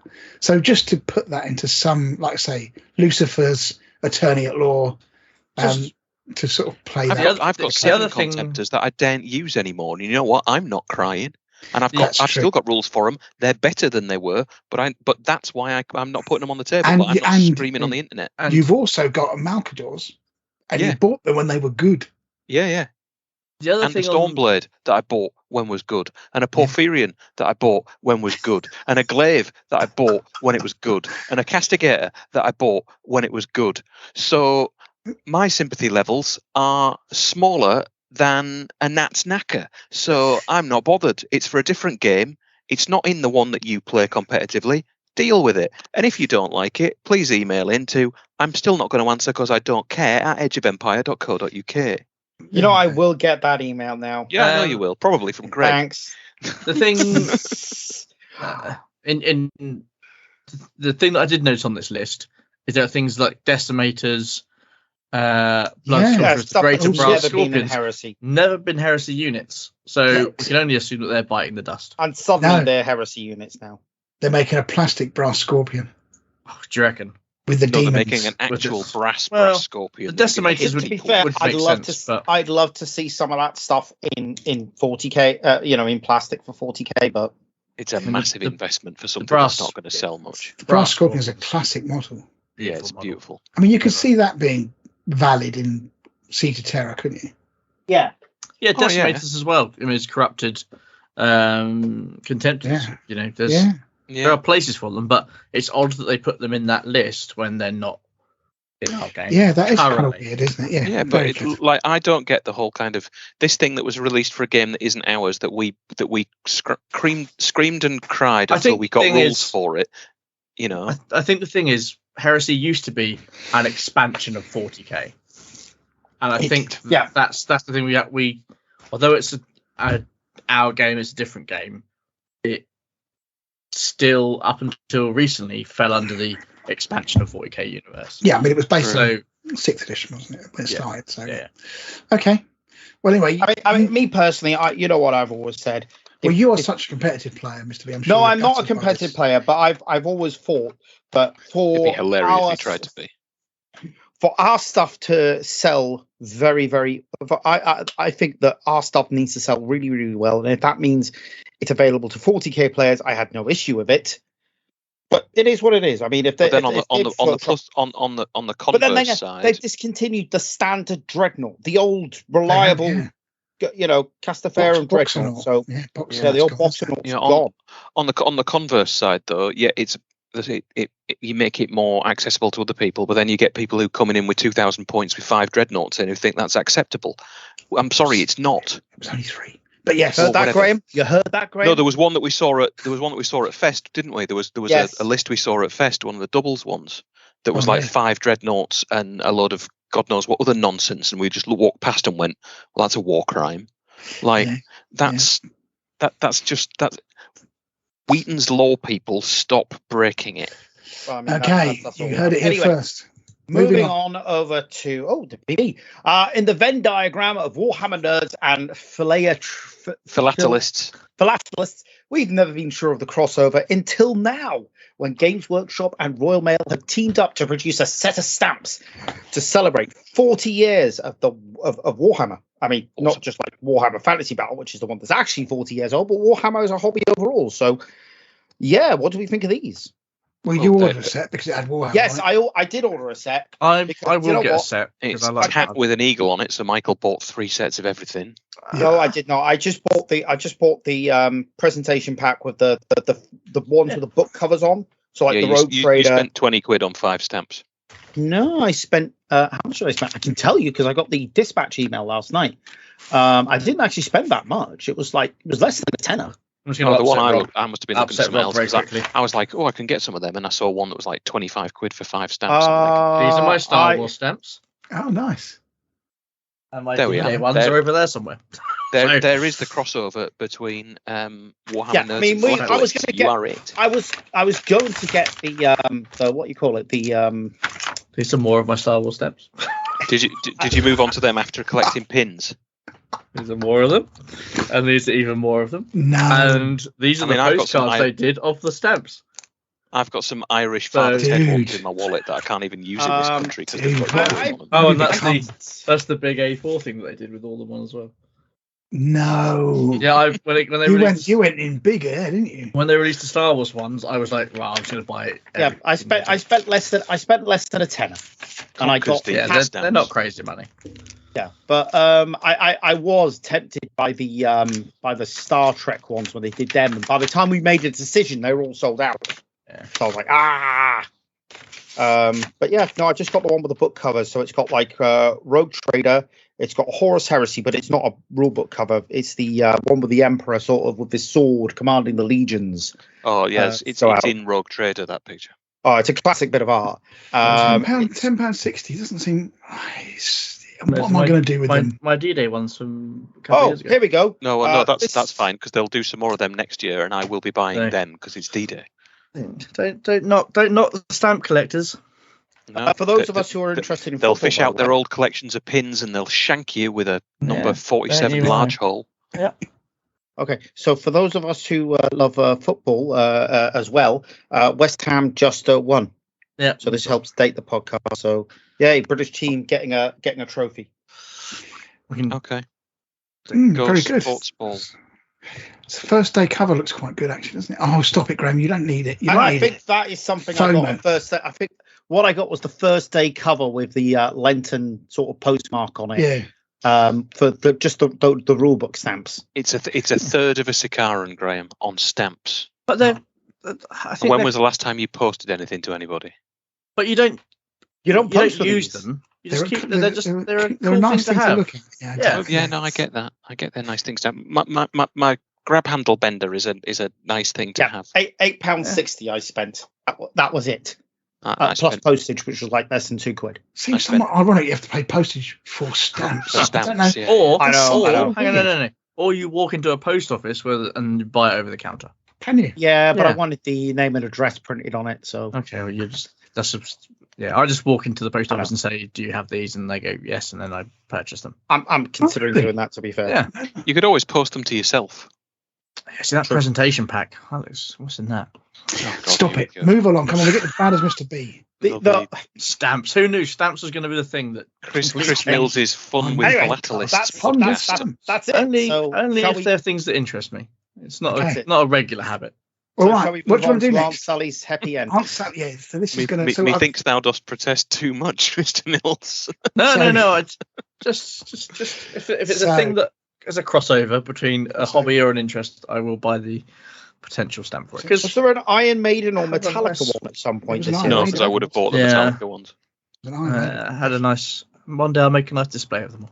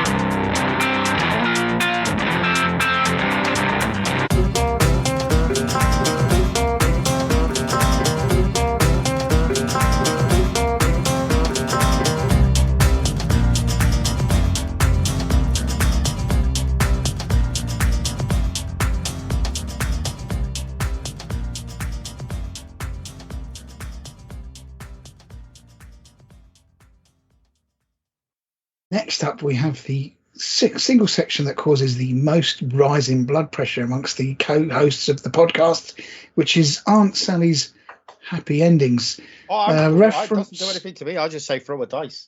Exactly, and that causes me a huge and that stresses Graham out and me. Blood pressure. Have a bloody opinion, boy. Yes, this section is where I have trawled the internet for interesting interpretations of the current rule set, particularly the worst examples in that classic kind of clickbaity thing. Rather than going, here was an example of people agreeing on a very sensible rule, I obviously pick out the worst possible examples of humanity, or not, as the case may be. So I thought, to make this slightly more interesting, we should grade these amongst us. Yes. So we should go, is it A, happy Wurzel, which basically means the person is clutching at more straws than a scarecrow enjoying himself. Just to be honest, this is the one piece of art I am looking forward to more than anything. If you're listening, Jeff, get drawing. This is the one where I had the idea. I was like, this is going to look good. Okay, so happy Wurzel. Oh God, I'm not nonsense. looking It's forward never to going to seeing it fly, now. right? Second one is right but still wrong. So this is where technically rules as written, yes, but it's still wrong. So that's Saucy Nancy on the bus swearing at everybody who gets on. So basically, if you were an event organizer, you would house rule this as no. But fundamentally, the rule, if you interpret it and read the rules, it's legit-ish. But so this is the sort of thing that Dave Simpson would do. But you would, but in the as you as an EO would say, no, you're not doing it. Yeah. It's not allowed. And the last category is when actually it's not a flange or anything like that. Is actually genuinely true. So first out the bag for your consideration, my gentlemen friends, is the Solar Auxiliary Leadership 11. Yeah. In theory, completely legit. I think it's completely legit as well. Because there is no max to character. While an earlier section was taking place. Yeah. I was looking at the characteristics. Furiously. Yeah. And so there is no maximum to. It doesn't state that there's a maximum anymore. Because there's a cohort doctrine thing or whatever. Basically, gives Solar Auxiliary. If you take this with your Lord Commander, gives you a leadership of +1 to everything with the cohort, whatever it is, doctrine's rule, which is basically everything in the army, pretty much.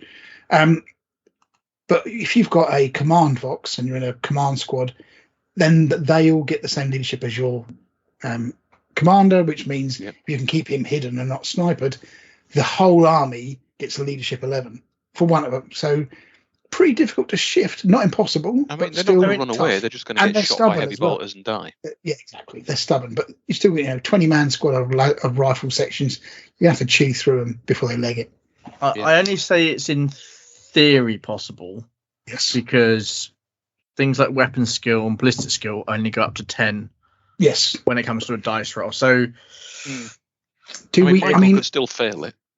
I think that fundamentally what they forgot to mention here was to a maximum of 10.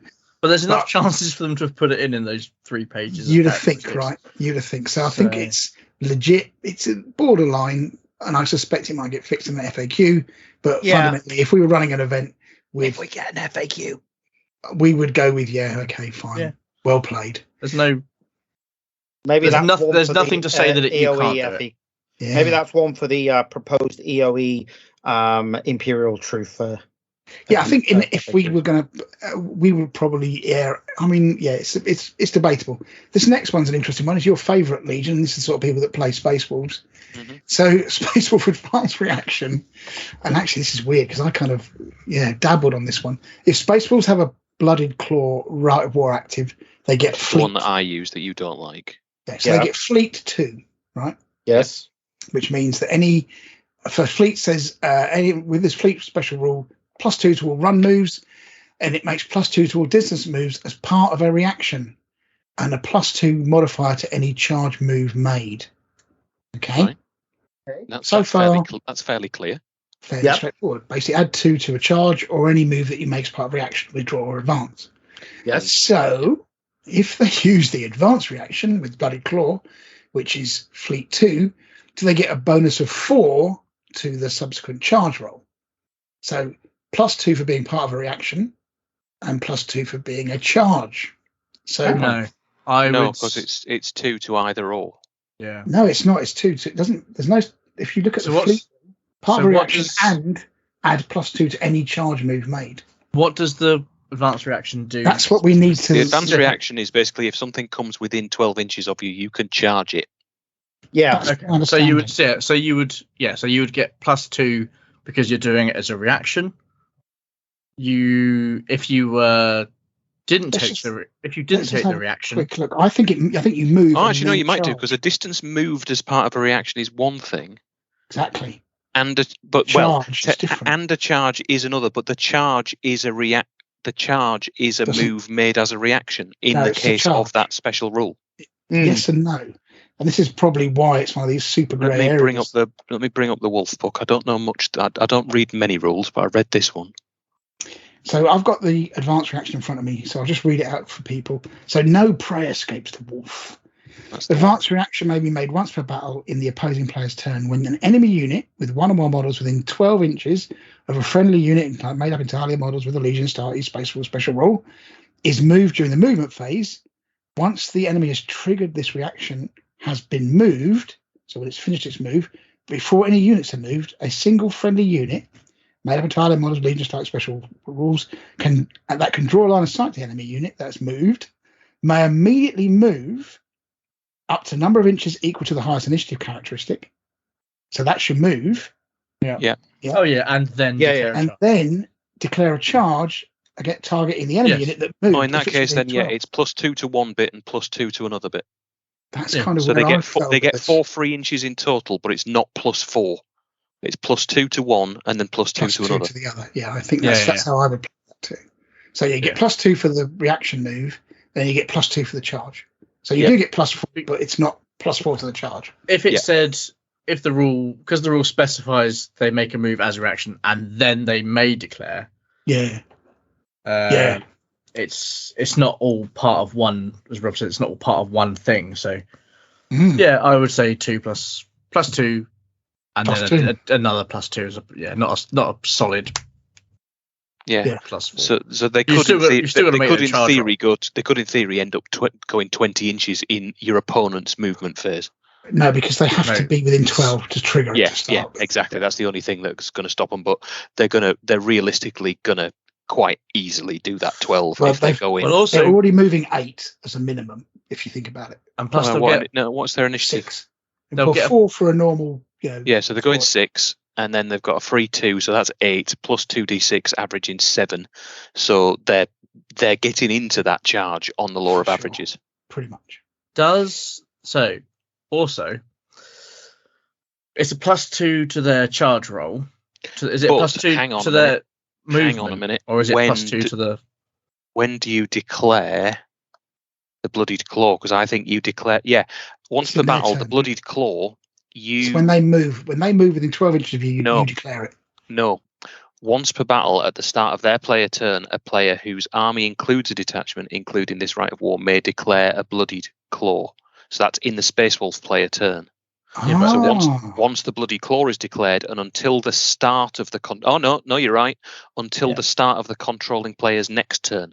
So if you declared it the turn in your own turn, but if you declared it the turn before, and then it's your opponent's turn, you can still do it. It's still active, yeah. It's still active. Yeah, because it's only once per. I didn't know whether it ended at the end of your turn, but it ends at the end of your opponent's turn after yours. And Furious Charge as well. Nice. Yeah, Furious. Yeah, and Stubborn. It's a one-off. Once per if they've already got Stubborn because they've got a Speaker of the Dead in, then they get Fear. So if you really want to screw somebody over, they got too close, you could do it. Is the +2 to the dice roll, or is the +2 to the movement characteristic? I think it's just a flat +2. Fleet 2 would add +2 to all run moves it makes. So yeah. So would they? And it's +2 to. So you move your initiative, which is 4, and then you add 2 to it. I'm just thinking because it's a flat at certain movement speeds, you get pluses to your charge roll as well. So if you go above 8, you get +1. So if you've got a movement of 8, you get +1. So technically, you would have a movement of 9, which may give you even more pluses to the charge. So you're going to get there. But I think it's legit.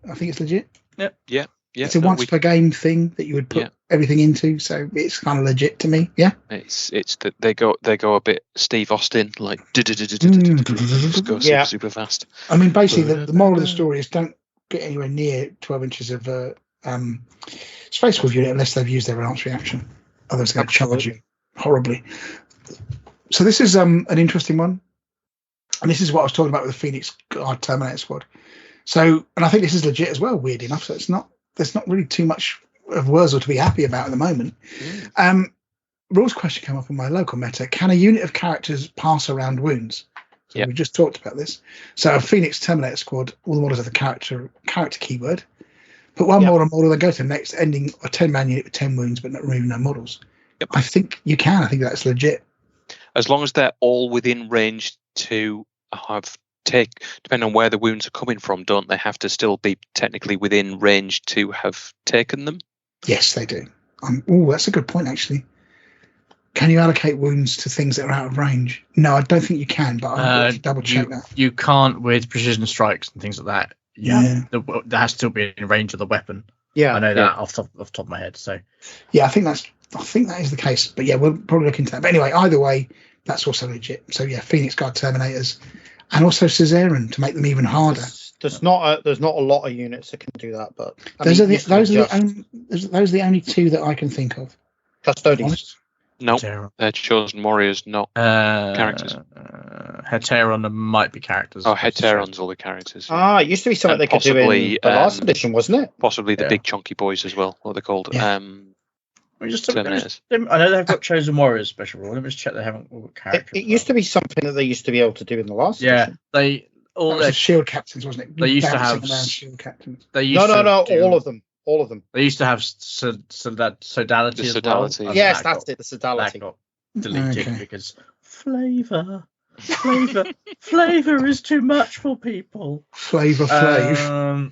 What was I going to mean, I could be really cynical about they wanted to expand the player base, so they made it more simplified to get hold of an existing player base that might want to move a bit. Flavor, fear of a gold planet. I love Gruel. Gruel is delicious. Please, sir, can I have some more?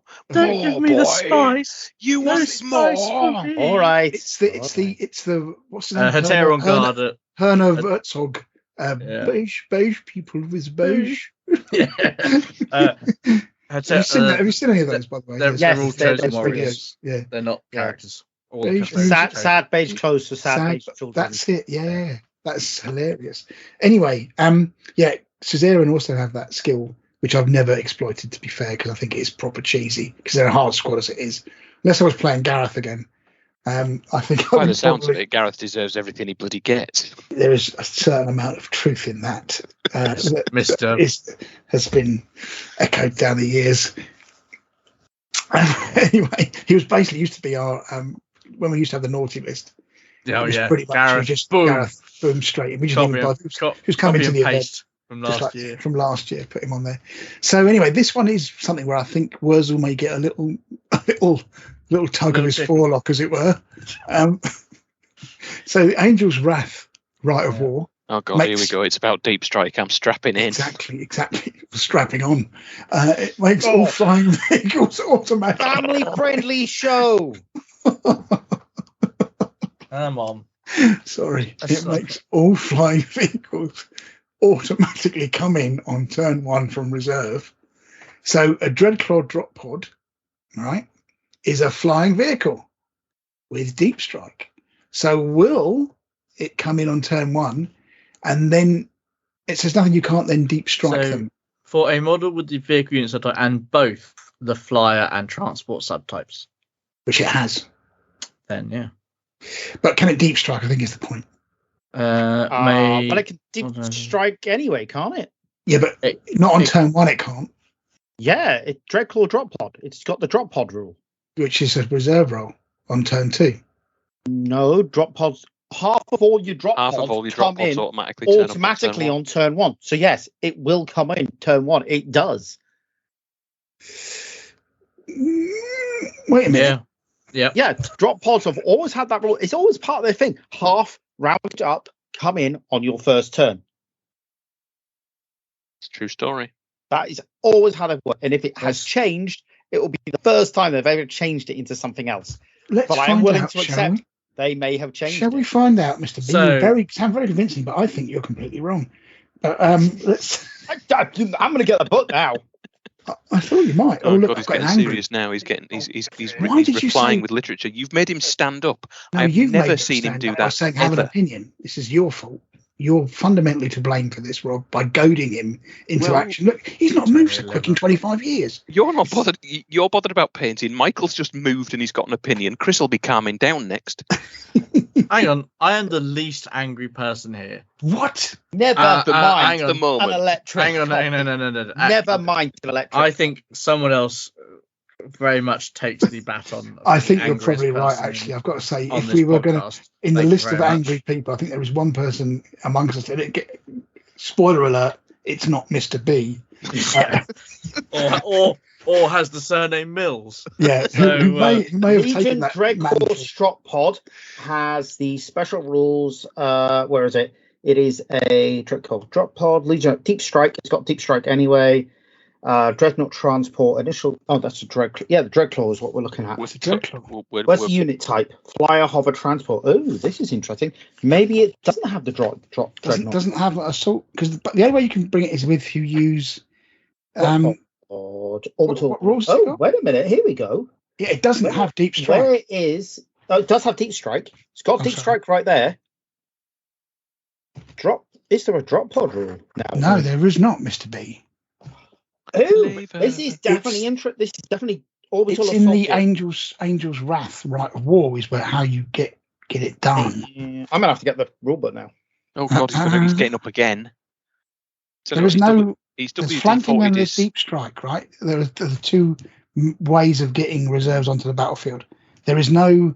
Let's have a quick look at Angel's Wrath. Yeah, because drop pod's not coming in. So yeah, It's Deep Strike's weird. Yeah, Angel's Wrath is the only way you can do it. Wow. But does that mean? This is the thing, isn't it? So drop pods are Angels- different because normal drop pods, have got orbital assault vehicle, which the other one doesn't have. So I imagine the orbital assault vehicle rule is the one that it should have and doesn't have. That would make sense, right? I'm going to look up the orbital assault rule. Okay, it's not here. It's not in here. Or Special rules: Legion inertial guide orbital assault vehicle. Yeah. just having a look here. Oh, this is. I hate it when this happens when we're like. So you might be wrong. Right, Mr. drop B. pod assault. Here we go. Drop pod assault. We'll take this drop pods. Okay. What is it? Right of war, isn't it? Angel's Wrath. Is that Drop one? pod assault. Yeah, here we go. Right. So Angel's Wrath. That's going to be completely different. What is that specific unit? Yeah. Okay. To Drop pod take a assault. drop can take a Legion Storm Eagle. For any model can take a. Where we go? Angel's Wrath. Any unit can take a Legion Rhino, can take a Storm Eagle instead. For any model with a vehicle unit type and both a flyer and transport, can first turn. Drop pod Yeah. assault. There's a whole raft of things. Yes, drop pod assault is a whole thing. Yeah. Right, performing a drop pod. That's a right. right of war, isn't it? Yes. Drop pod assault is a right of war, but there's also a drop pod assault special rule that is next to the right of war. Yeah, I'm not quite sure because let me just read this bit out. If this is the drop pod assault, not So Angel's Wrath. Before the start of the first turn, placing units in reserve, a player using drop pod assault must assign all Legion drop pods, Legion Dreadnought drop pods, Legion Dreadclaw drop pods, or Legion Charybdis assault claws, as well as the units embarked upon them to form a drop pod assault. All units assigned to a drop pod assault must enter play at the start of the controller player's first turn. yeah, Before So- any others. Okay. drop pods themselves don't have that rule. Yes.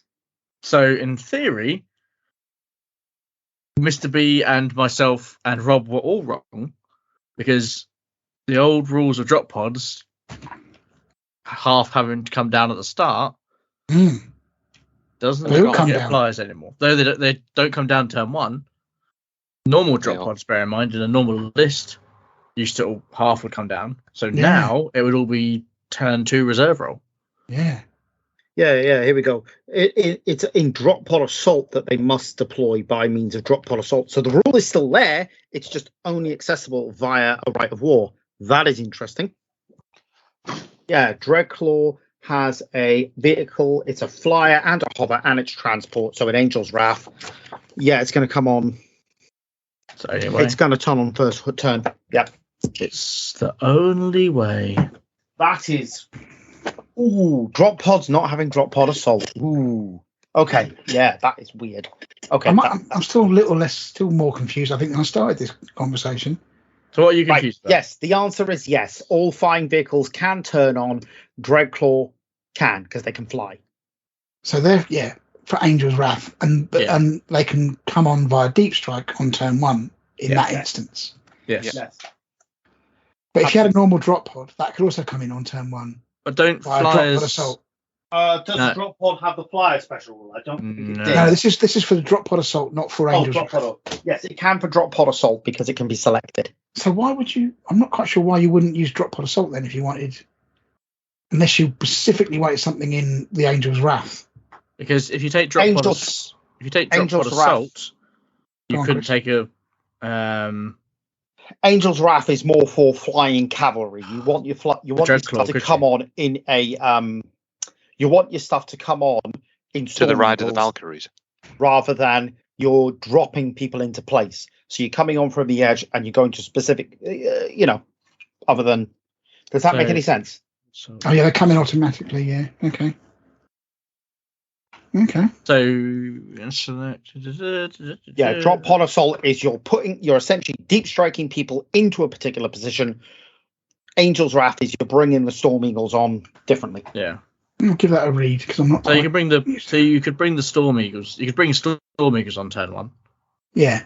Yeah. And you could flyer and transport, which you couldn't do with Angel's Wrath, which you couldn't do with deep drop pod assault. Sorry. Correct. Yeah, I see what you mean. Okay. So it's only the Charybdis. The Charybdis is active in both rights of war, whereas a drop pod is only active in one of them. Yeah, because the Dreadclaw's not an assault vehicle anymore. It used to be, didn't it? Yeah. Which sucks a bit. Yeah. Big old. Okay. Okay. Awesome. Okay, so I guess we're rolling on into talking about Inductii. Yes. Yeah, let's do that.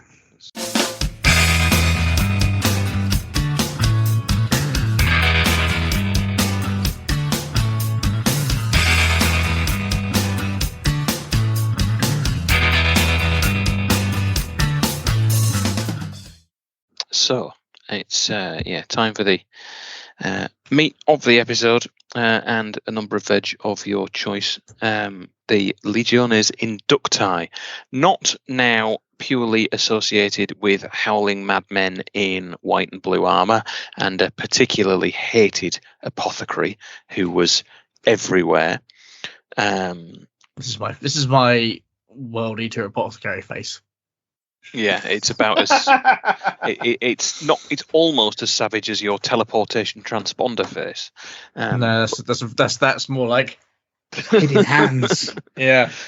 So the Inductii were fresh recruits into the Marine Legions during the Heresy to basically make up the numbers following the massive battles like Dropsite Massacre, Battle of Calth, Burning for Prospero, and among many others, Legions found.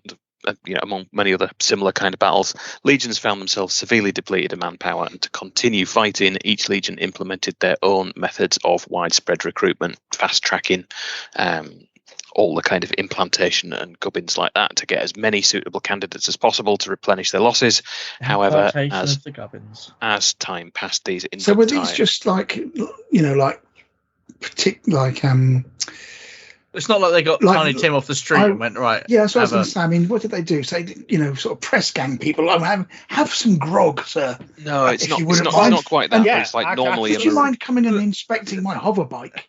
The Emperor's shiny shilling is at the bottom of your tankards. Exactly. As per all the fluff, it was something like I think it's 5 or 7 years that a Marine goes through all the different implantations of different things, finishing with the black carapace, whereas this lot were like, do you want to be a Marine and fight Horus? Yeah, sure. Wallop. There's all of them in one afternoon. Or not necessarily even that. There was I think it's in the Cophonia book that came out. The Raven Guard worked out a genetic thing, and then Alfarius went and spat in it, or worse, to make it go all squirrely. And they basically bred Ogrins. Their Marines ended up not being able to speak, and they were massive and hulked. They went a bit like the guy in League of Extraordinary Gentlemen when he drinks his potion. Oh yeah, okay, Jekyll and Hyde. Jekyll and Hyde type thing. But on the so were Marines normally recruited from like a very young age?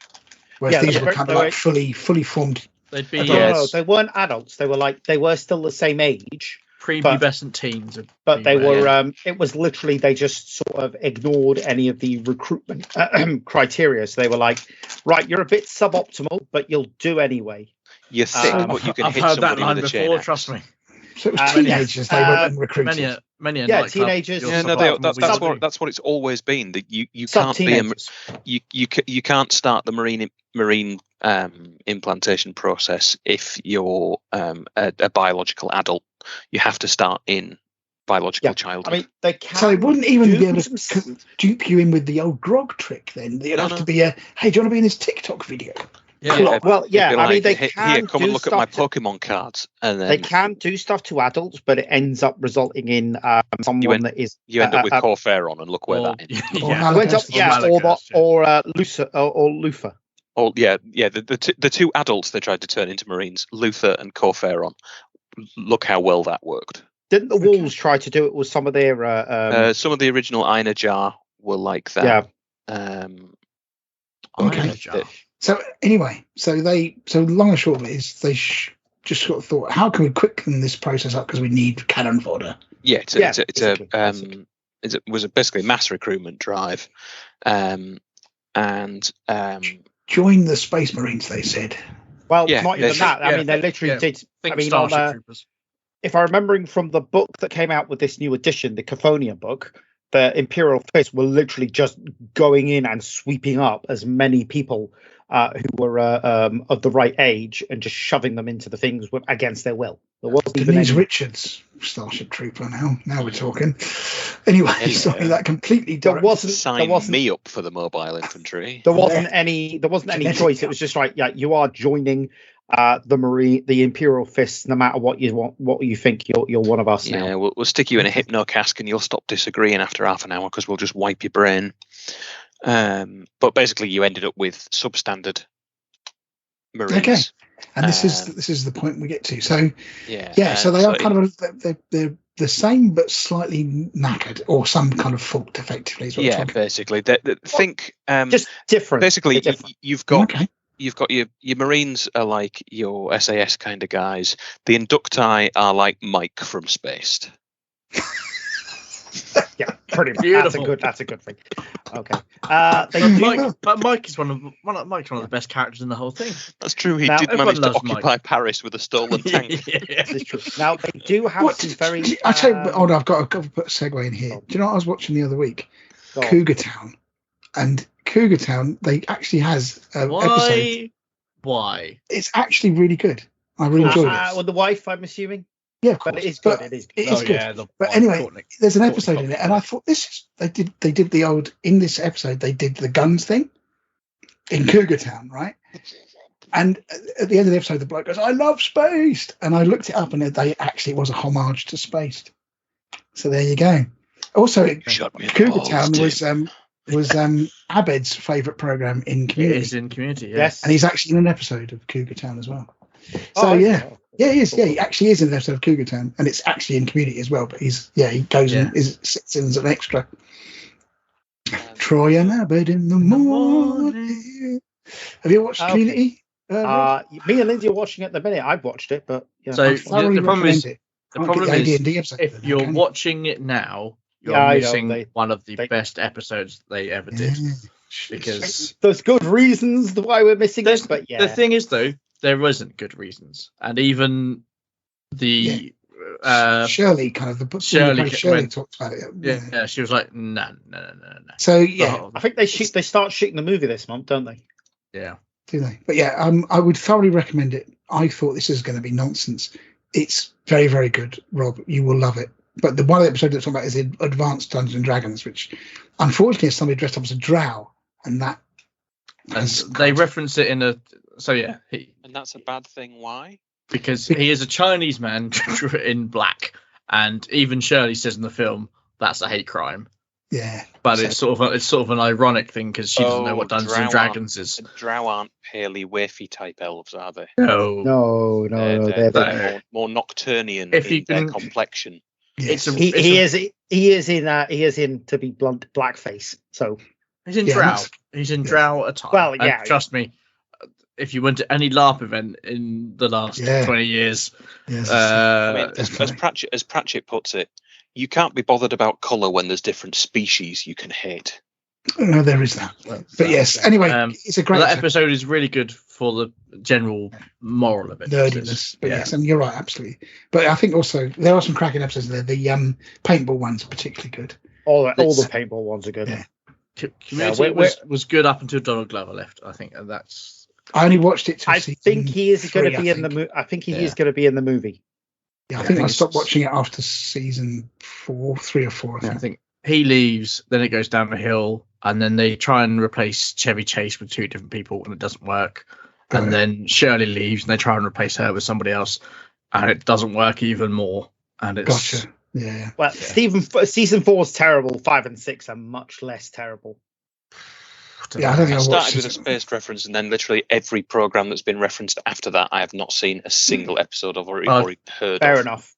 Community is worth a watch. Community. It's on Netflix. It's well worth a watch. Anyway, moving on. Back to Inductii. There are some rules. First used by the World Eaters, who employed the creation of vat-grown Marines on the planet Bod. These recruits were subjected to psycho-indoctrination infused with the memories of veteran Marines in order to bypass the traditional training processes and expedite recruitment within a legion that had already suffered significant casualties. So basically, you graft on the memories of somebody else and you don't have to train them because they already know how to fight, theoretically.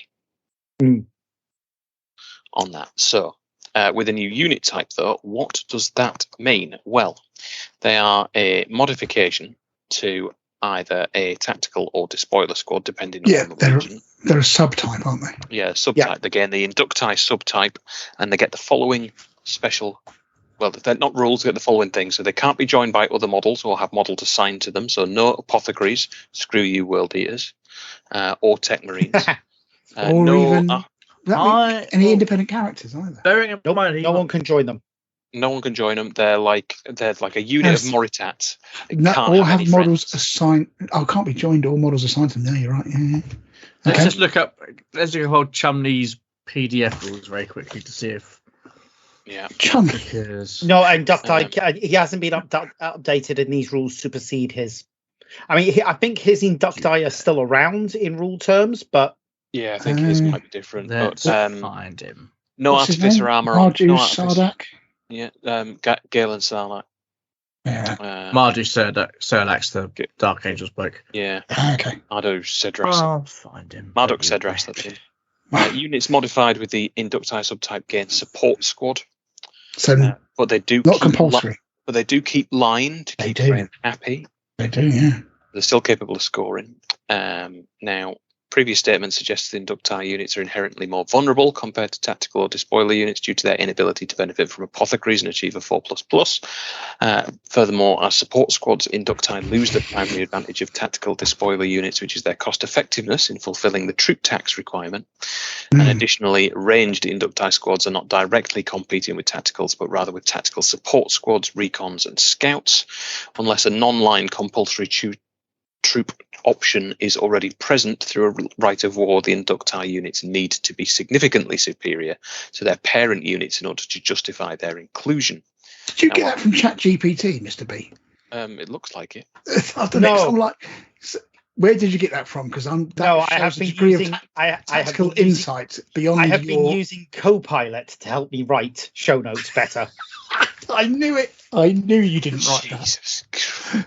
But I wrote it, and then it rewrote it, and then it rewrote it. GPT doesn't have access to the new book, but I wrote out something, and then it rewrote it for me. And I was like, okay, I'm happy with that. Nothing wrong with using AI. We use it right now. Yeah. Yes. No, I have used it to help me write better.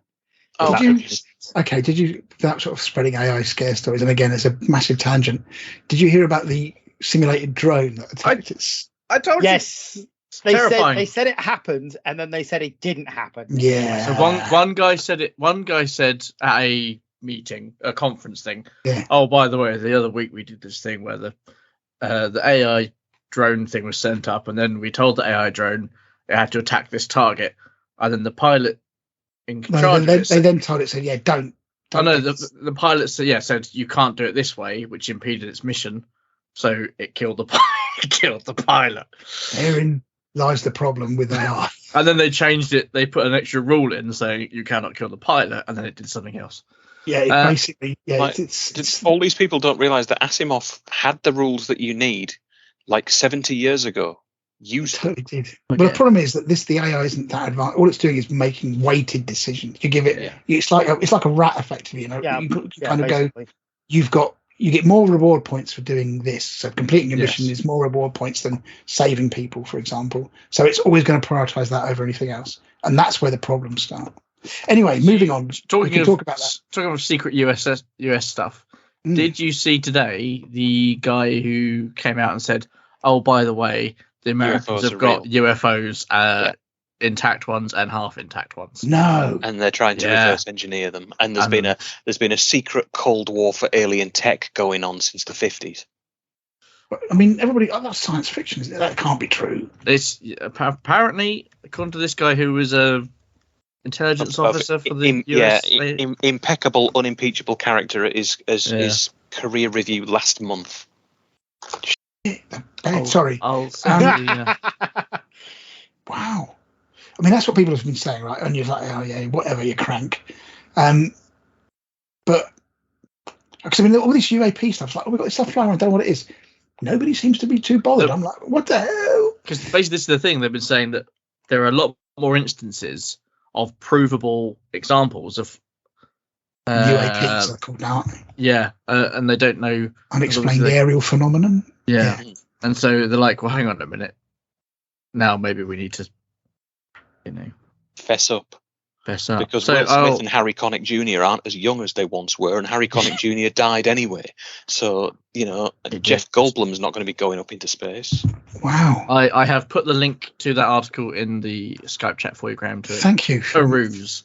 Yeah, but anyway, I shall finish this. Stuff. So, yes, go on. It's important to note that each legion possesses its own unique inductii units, and no legion can utilise the induction units of another legion, including the Alpha Legion. Okay, interesting. So you can't stick like somebody else's Hydra as your rewards of treason thing. Yeah. The inductii units vary in quality, with some being highly effective while others are considerably weaker. And the overall performance of inductii units largely depends on the specific legion or whether Michael's rolling dice for them. That's true. For more specific information, please refer to the respective legion subsections in the book, which we are about to paraphrase for you thusly. Go. Sorry, I was just looking. I was trying to see where it said that colours of the Hydra didn't apply, but because they would. I was riffing on what Michael's Yeah, robotic overlord has written to us. I mean, next it'll be the kettle telling Michael to get up and do something next. Turn me on, get me hot. No, it was surprisingly Empty helpful. me. It was surprisingly helpful at making my notes not be stupid. Kitchen filth. Yes. Yeah. Mr. B, you've got me hot under the collar again. Let's get steamy. And other such... I think I saw a cartoon somewhere, somebody saying they say thank you to their to like Alexa or just in case just in case they'll remember at the end of with the robot revolution. Well, at least they were polite. It's all right. Yes. I've seen Mitchell's versus the Machines, and my missus has got one hell of a handbag collection. We're all right. That is an absolute belter of a film, isn't it? Oh, I've never seen it. Neither have I. It's on Netflix tomorrow. Just when you get home from work or whatever, just whack it on. It is amazing. It's pretty much perfection as far as... Is it like sort of Dale and Tucker versus Evil kind of thing? No, it's a cartoon CGI thing. Yeah, it's just worth it's a very good film. It's very good fun. Hendrix absolutely loves it because the mum goes mental with a handbag at the end. Mm. So that's Anyway, Dale and Tucker versus Evil. Have you ever seen that? Yes, always. Yes, it's brilliant. Absolutely Brilliant. Mr. Rob, have you seen that? No, I have not. You will love it. It's got. I would thoroughly recommend that as well. That is a cracking film. Anyway, that's one where they go camping, isn't it? And then all the kids. Yeah, it's basically a reverse on the kind of hillbilly massacre theme. Yeah, they're it's very last funny. Weekend and watched it again recently. Totally stands up. Anyway, right. Moving on. So Chris, Dark Angels. So we have got. They are not part of the Hexagrammaton, and they lose their Fear of the Legion, but they all get Volkite charges.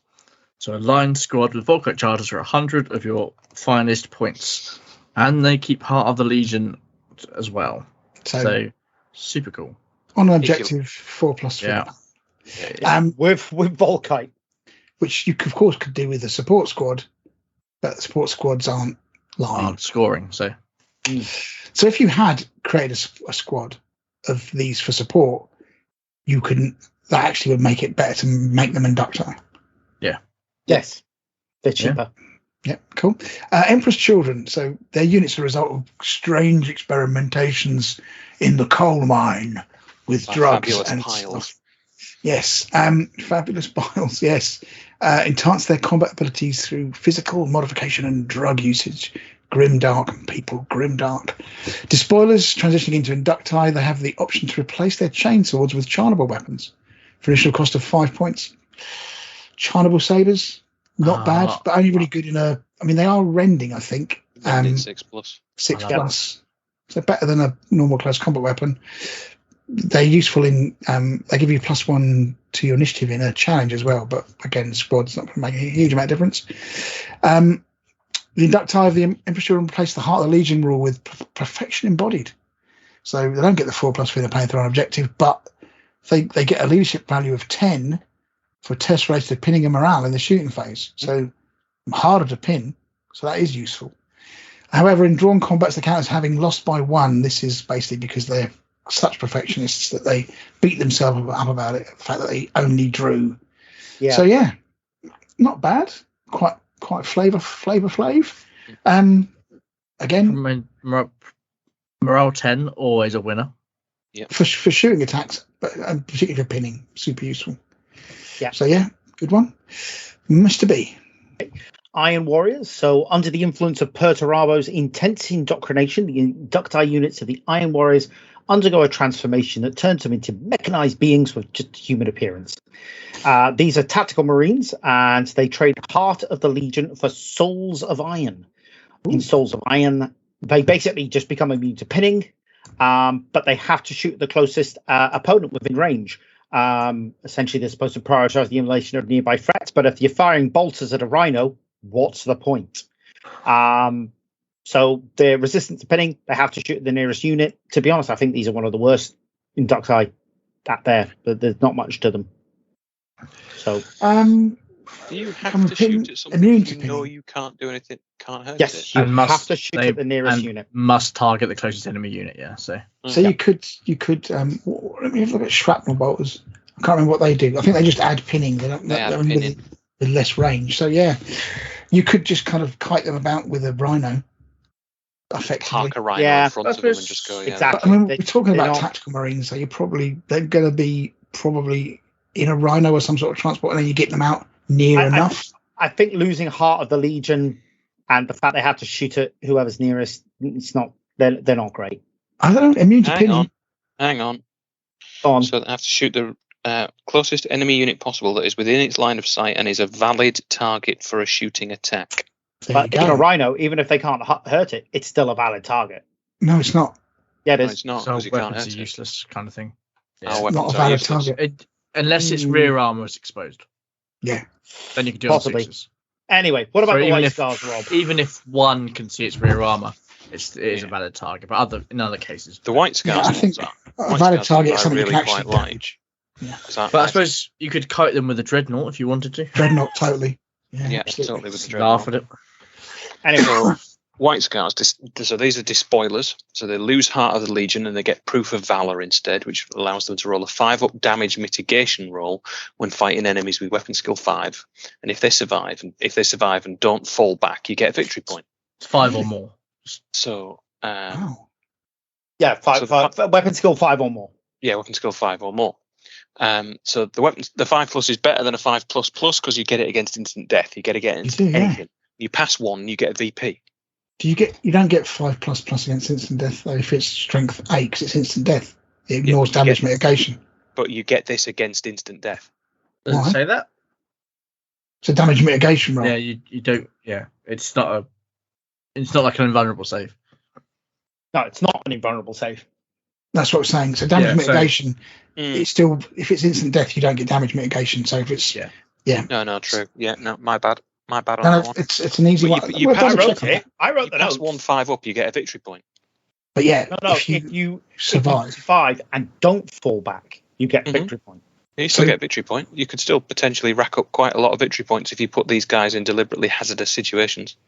Yes, you can potentially. You just want them to live. But bear in mind, you can't do anything about the leadership because you can't join like a centurion with them or a herald. So you'd have to hope that they didn't fail their leadership test. So you can't make them stubborn. They've got to stay there on their own merit. They can't have somebody telling them to do it.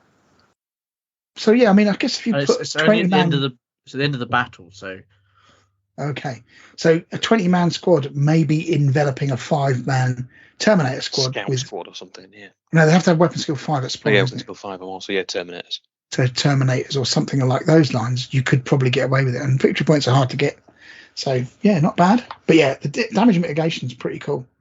So, But, I do think I think instant death overrules that, Mr. B. Okay, fair enough. I misread it then. Okay, what about the Space Wolves then, Chris? So, they are spoiler squads. Replace the spoiler sergeant with of a unit. You lose the sergeant. You don't get a sergeant. With one additional, war gear may replace all bolt pistols in the unit with combat shields for national points. Any model unit modified by special legion inductii special may replace a chainsword with a chain axe for +1 point. That's not too bad. And they lose Heart of the Legion for headstrong. When declaring a charge for a unit composed entirely of models with this special rule, the controlling player can declare it will be a headstrong charge. If they do so, when rolling to determine the charge distance, add 2 to the result, and that charge is disordered. This does not allow units to charge a total distance of more than 12 inches. So, here's you a could question. combine that with the bloodied claw and get +4. Yes.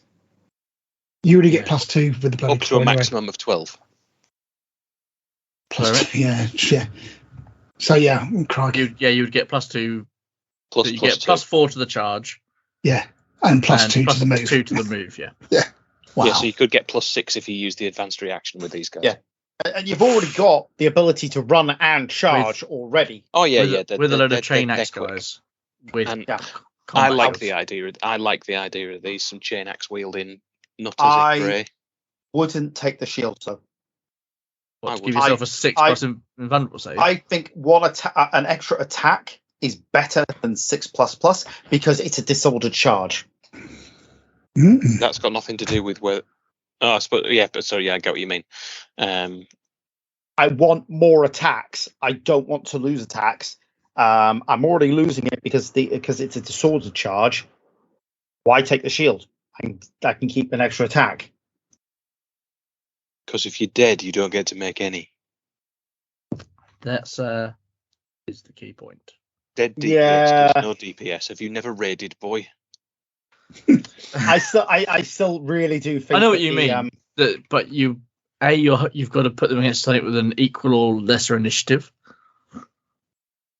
so that enough of them can actually get to do their attacks. I would. I mean, you don't have to do the whole unit with combat shields, do you? So no. Actually, just very quickly, I need to apologise to Mr. B. What? I think damage mitigation can be taken against instant death. Oh. It's feel no pain can't because I think it specifically says it can't. But a cover save, which is what you get in that instance, can be. I can't find anything that says you can't. Damage mitigation doesn't. It just says you can, against any unsaved wounds inflicted upon it. Okay. So I'll take that. So there you go. So that's back. Maybe it might be me being a bit of a happy Wurzel, but yeah, I'll just keep looking on that one as we go. But yeah, cool. Okay. All right. Graham, do you want to take down the Imperial Fists? Hells yes, do I. The Fists of Dawn can take tactical squads as Inductii, and one model per 10 can take a heavy bolter or autocannon for 10 points. Bear in mind, obviously, the special rules that apply to those. They do lose Heart of the Legion, but gain supporting fire, which makes the autocannon heavy bolter of the squad pinning. Oh, and they still have Fear of the Legion too.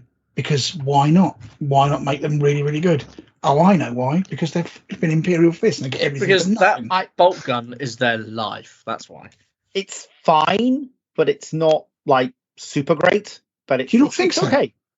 They still get Fear of the Legion, which is very rare, and the autocannon or heavy bolter gets pinning. Well, I would absolutely, to be honest, I would always take a heavy bolter with this squad because an autocannon, it's fine, but you get more shots of a heavy bolter, and I think you're more likely to do damage to marine. Autocannon does rending.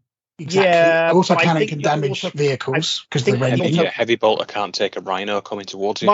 My reasoning is, I don't think I would, generally speaking, want this squad to be going up against vehicles. I would want them to be taken down. But even if it's not so about vehicles, but if you're doing rending, which makes that attack strength 7 AP 2, and will wound anything. So Terminators, anything Dreadnought. with a 2+ armor save, Dreadnoughts will do wounds on 48-inch range on an autocannon.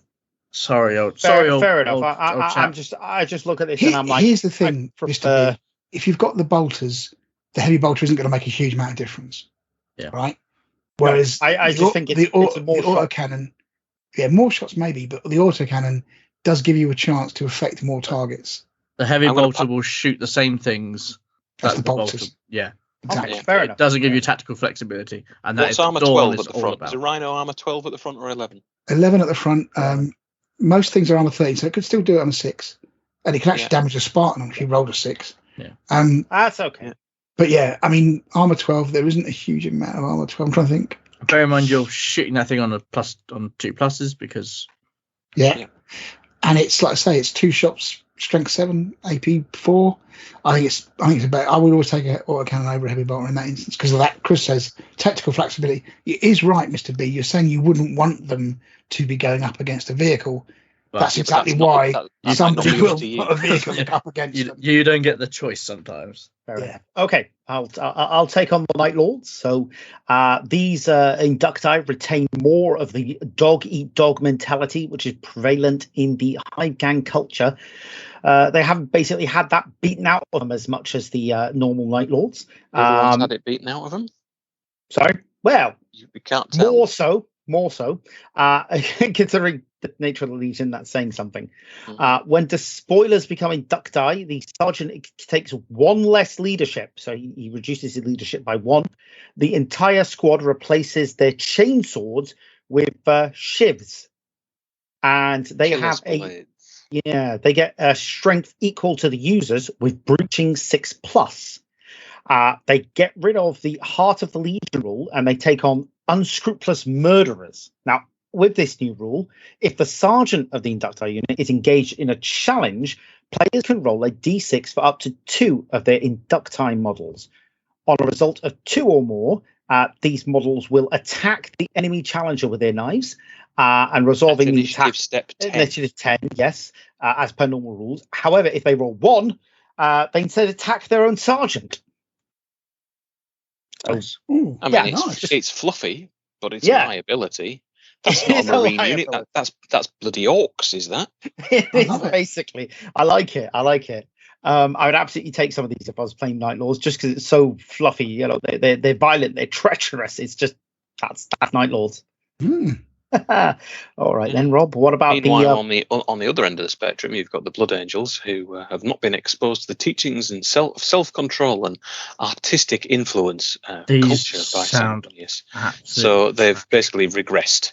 So they're a more savage and cannibalistic sort of version of the 9th Legion. So it's despoiler units on this one that change into Inductii units, giving up the ability known as Spite of the Legion in favour of the Revenant Legion. So this decision disables sweeping advance, but once the unit achieves a victory in combat and causes their opponents to rout or perish, they instill Fear 1 until the end of the game. Because they basically ate for those of them in the dead ones. Yeah. Yeah, because basically you watch your mates get eaten by a bunch of space vampires, and then you think, I ain't going near them. Is that Fear 1 for friendly models as well? Just out of interest. Fear 1 applies to everybody, doesn't it? Yeah. Fear applies to any model. Yeah, but it's not just enemy models. A unit that includes one or more models with this special rule may not make sweeping advances. In addition, if a unit that includes any models with this special rule wins a combat and all enemy units that it was locked in combat with fall back or are entirely removed as casualties, then all models in the unit gain the Fear 1 special rule until the end. Okay, they get it. Right, I'm sorry, yeah. So they get the Fear 1. That makes sense. Yeah, they don't... Yeah, but it doesn't give the impression from that. I don't think if you then butcher another unit, you don't get Fear 2. No, it doesn't stack. Plus, they don't lose. What is it? That's the spoiler squad, isn't it? Yeah. So. Yep. I'd rather make sweeping advances every day of the week, if I'm honest. Yep. Yeah, I must admit, I'm kind of with you with that one. Yeah, just to get back, I have tried. They are kind of. Yeah, I actually think that interesting. I've never taken this, but yeah, Shrouded isn't affected by instant death that I can find. Obviously, people have probably got a better opinion of me, but there's no way that I've looked in Shrouded. I've looked at all the other rules. I think you're right, Mr. B. I hate to say it, but I think you're right. So anyway, I'll stop looking. You don't hate to. Yeah, you shouldn't hate to say it. It's all right. Anyway. We've got Iron Hands coming up next. We'll get somewhat wrong. Oh yeah. Oh, no doubt. It's all right. Go on, it's only three people play them anyway. Go on, Chris. We've lost the two of them. Yeah.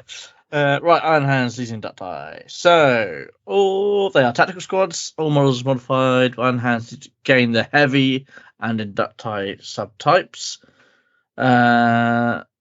Inductii may take one Frost Effects Bomb for 10 points. And they replace Fear of the Legion special rule with the Forbidden Augmentation special rule. Why would you give Fear of the Legion? That's not controlling. Basically, because Ferrus Manus was the man saying, "Don't do that." They lost so many people, and Ferrus Manus, and it was the officers were like, "Yeah, we're going to do it." Yeah. At the start of the controlling player's turn, as active player, before the beginning of the movement phase, roll 1 dice for each unit that includes one or more models with this special rule. On the roll of a 5+, all models in that unit with this special rule gain +1 to weapon skill and +1 ballistic skill until the end of that player turn. However, on the roll of a 1 or a 2, the unit suffers D3 wounds with an AP value of dash allocated by the unit's controlling player. +1 weapon skill, +1 ballistic skill, or D3 wounds. Or if Michael's got them, D3 wounds. Well, yeah. There's the basically, Mr. B will never do this if he does Iron Hands, because he will wipe them out by turn 3. Yeah, guaranteed. Because when it's D3, you know you're rolling a 6, Michael. Yeah, absolutely. I'm not denying it. Heavy. I think it's too risky. I wouldn't take it personally. Not the number 1s and 2s that I roll. Yeah, exactly. So yeah, no, definitely not. Okay, World Eaters. So we obviously have had some previous with these fellas. World Eaters, typical recruits, the vat-grown bodies implied with the butcher's nails at a young age, already amplifies the Inductii process. Obviously, intense madness gets amplified, even greater levels of frenzied violence if that was possible. High Command shows little concern for their well-being, not unsurprisingly. When despoilers transition into Inductii, they trade the Heart of the Legion rule for ravening madmen. Which means that you always hit them on 3s. New rule reflects Inductii's uncontrollable bloodlust and savage nature. It embodies their insatiable desire for carnage. All right. Don't label the point. Just tell us what it does. That is what it does. It makes it so they get hit on a 3+. Their despoilers get hit on a 3+. Same, like Red Butchers, you always hit them on a 3 because they're not bothered about trying to block you. They must have some benefit. So any model making a to wound roll in the assault phase against a unit composed entirely of models with this special rule the ravening strength man. by -1 when Oh, determining sorry. Yes. Sorry. the score required to wound. So it's not necessarily. So you're easier to hit them, but harder to hurt them because they're mental. Additionally, any to hit rolls made in the assault phase targeting a unit that includes one or more models in the special rule always count the majority weapon skill of the target unit as 3. Yeah. Regardless of the actual weapon skill of the models in the unit. So hitting on 3s but wounding on 5s, basically. If you're normal marine equivalent cracking. No, so you're hitting on 3s. You're hitting them on 3s and wounding them on 5s, is that right? No. Or was they wounding? Additionally, any 2 hit rolls made in the assault phase targeting a unit that includes one or models with this special rule always count their majority weapon skill of the target unit. Of the target unit. Yes. Yeah, so yeah. Is it -1 for them do they need -1 to wound something, or is it -1 to wound them? -1 to wound them. And it's easier to hit them and it's easier to wound them. No, that can't be right because there's no benefit there. Yeah. So reduces its strength. Reduces its strength by -1. Yeah. So So you hit them dead easy, but they're not bothered. Yeah. Sorry. Too many things going on at once. That's okay. Cool. Okay, so I'll take on the Ultramarines. Basically, he turns them into tactical Marines squads. They tactical squads turn into 40k tactical squads. Oh, sorry, it's like we're going beige Marines. So beige, we're going to return our tactical squads. They're restricted to They're restricted to a maximum of 10 Marines in a squad. And they gain the ability to include 1 special weapon for every 5 Marines in the squad. They can take a flamer, plasma, or melter. So for every 5 Marines at 5, 10, and 15 points. So yeah, and they get inexorable instead of Fury of the Legion. So that's basically they shall know no fear. So yeah, they aren't really too. They turned Ultramarines even blander. They turn them into what they will become. Like Aenid Thiel is such a cool character in the books, and that's his fault. I don't know how they managed to write a really cool, interesting character whose solution to everything is let's make everything boring, boss. Some people can't handle the spice. That's what it is. Flav. Yeah. Speaking of which, it's time for Craft World Barbarous. Oh, yeah. What have they got? They can all run. So and jump. they all have jump jet They- boots. Yeah. All their weapons come on suspensor webs. They can just do whatever. They've all got they all get turbo laser destructors at strength D for free. Yeah. Shoulder pads, shuriken weapons, catapults. Yeah. Place their weapons. So the Inductii, the Death Guard, spent much of their training separated from the bulk of the Legion, sent forth from smaller holdings and from Barbarous itself to fortify, endure, and if possible, expand their numbers. These warriors spread through the galaxy like a pestilence. Many foes were destroyed upon stumbling across these hidden garrisons, unaware of the threat before it consumed them. So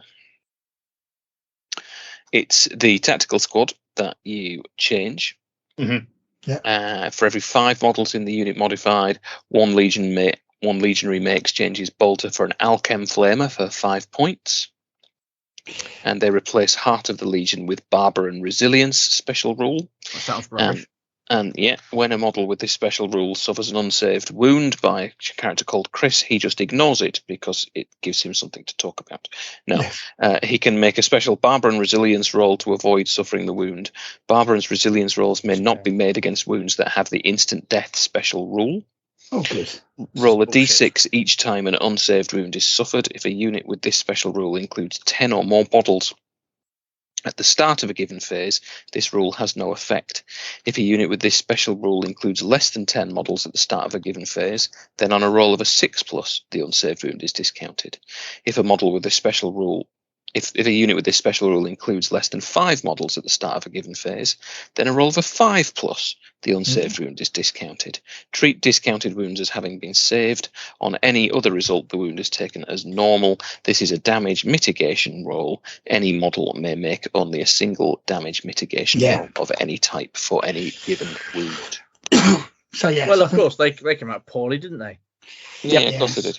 Oh, So yeah. basically, they get a 6+ fin of pain or 5+ fin of pain. Basically. But Mr. B's got a point there. Weirdly enough, once again, some tactical insight. Thank you, AI. The AI already knows more about the game than we do.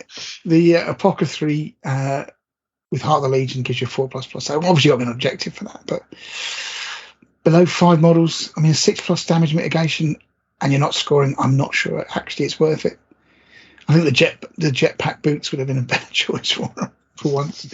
Good, they get something rubbish. I'm very pleased. I don't know if it's that rubbish though. Okay, cool. Because it's basically getting Feel No Pain for free. Feel No Pain 6+. It's thematic, but I don't think it's great. But it's thematic. It does save you spending 45 points on Apothecary. You're right, Chris. And you can still walk around Fury of the Legion. You've got a couple of Alchemy Flamers, which are pretty good. Take a couple of Alchemy Flamers, which are pretty good, and just laugh at all the wounds you take in return. I mean, would you take an Alchemy Flamer? Because if you can Overwatch with Fury of the Legion, I probably wouldn't bother, to be honest with you. Yeah. But you can't Fury. But again, all of them. Yeah, you've lost Fury of Legion. So no, you haven't though. They've still got Fury of the Legion. Oh, sorry, yes, they do. It's Heart. It's just Heart of the Legion that gets shot. Yeah. So that's not exactly a big.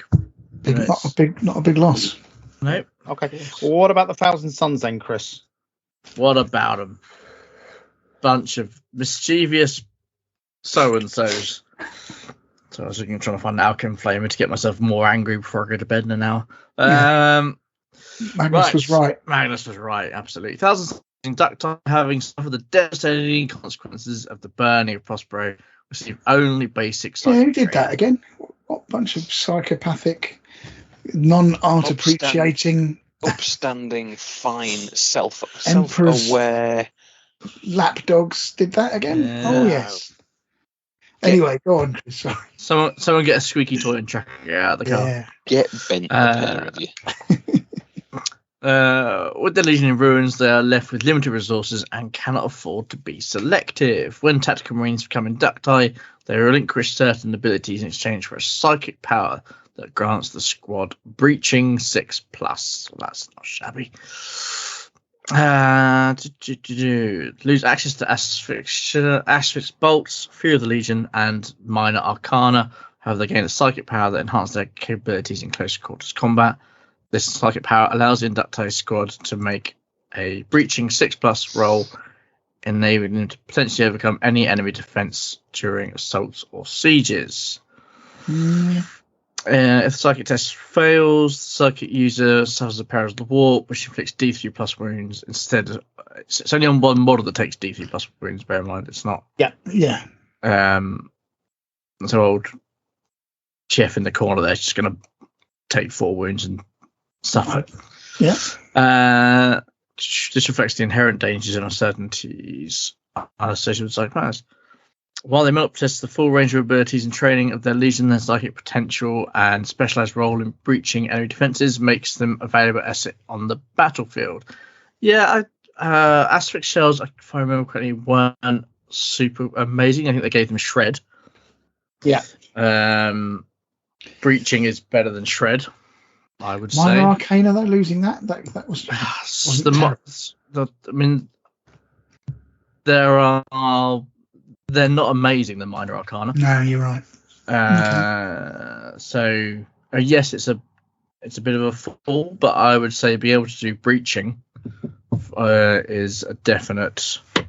But I would take that on a tactical squad.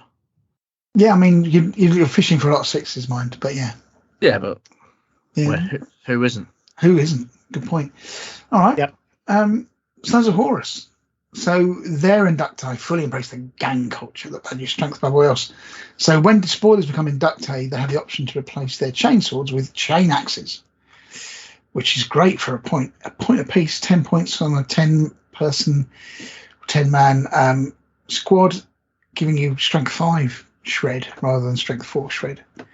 They also trade the spite of the Legion rule for Creed of Brutality, which grants the entire unit Rampage 1 and Furious Charge 1 when when within 6 inches of a Sons of Horus models with a weapon skill 5. That's pretty good. They're showing off in front of the just staring, basically. Yeah, basically. And the Reavers. So yeah, 6 inches of a model when a unit. So yeah, that's pretty good. You could do that.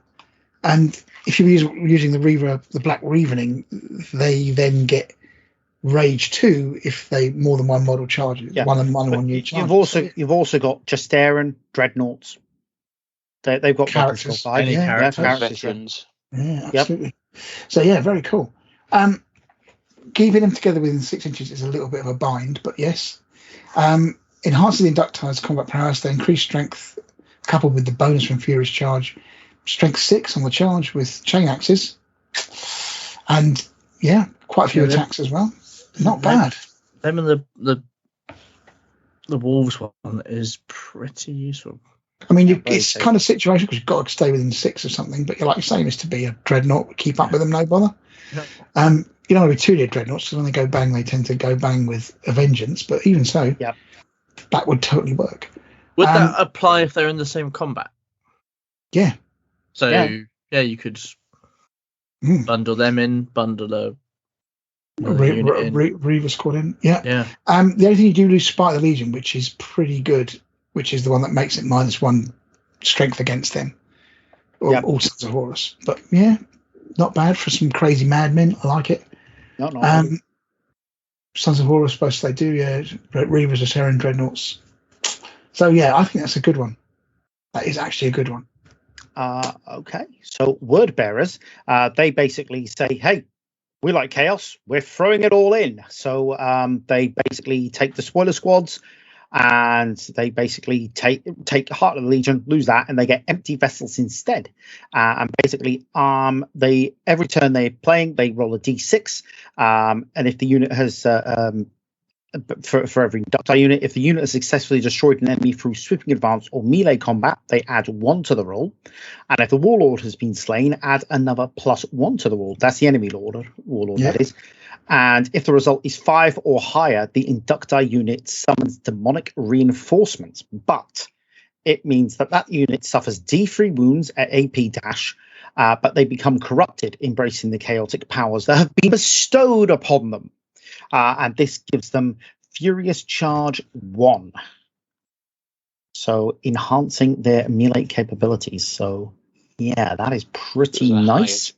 Would those demonic reinforcements, they're not free, are they? You have to pay for them up front. No, they become the demons. They become the demons. I don't know if it's came to that. Oh yeah, it becomes corrupted. I see what you mean. Yeah, they become corrupted. So they basically are an empty soul, and the demon fills their soul, gives them Furious Charge. It's like becoming sort of mini Gal Vorback kind of. Yeah. Possessed. Yeah. Old school possessed Marines. Well, that's a good one. Yeah. I like that. On the other end, it's flavorful.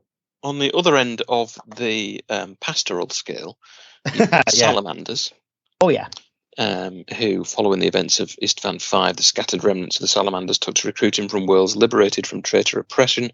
These Inductii were often granted war gear taken from slain warriors of the Legion, accepting both the honour this bestowed and the expectation it brought. Banded together under Legion veterans, these new units fought even harder to earn their place. So it's despoiler units that they swap. And despoiler sergeant in the unit modified by the salamanders Legion Inductii must increase their weapon skill characteristic to 5. Yep. For every 10 models, can't take artificer armor. Nope. For every 10 models in the unit modified by the Salamanders Legion Inductii template, 1 Legion despoiler may exchange his chainsword for one of the following, which is either a Dragon's Breath Flamer for 5 points or a Melter Gun for 15. So you can stick a couple of Melter Guns in there. Always helpful. Nice. Yeah. And they remove Spite of the Legion special rule with the War Gear of Heroes special rule, which is the controlling player with this special rule may re-roll all failed to hit rolls of 1 for attacks made for that model with a melee weapon. Not in the first round of combat, not ever, just all the time. Control player model with this special rule may re-roll all failed to hit rolls of 1. So that's a pretty good Inductii unit, I would say. Yeah, It's a nice You've got weapons skill preferred 5. enemy, whatever you're fighting. Weapons skill all the 5, time. 2 melters.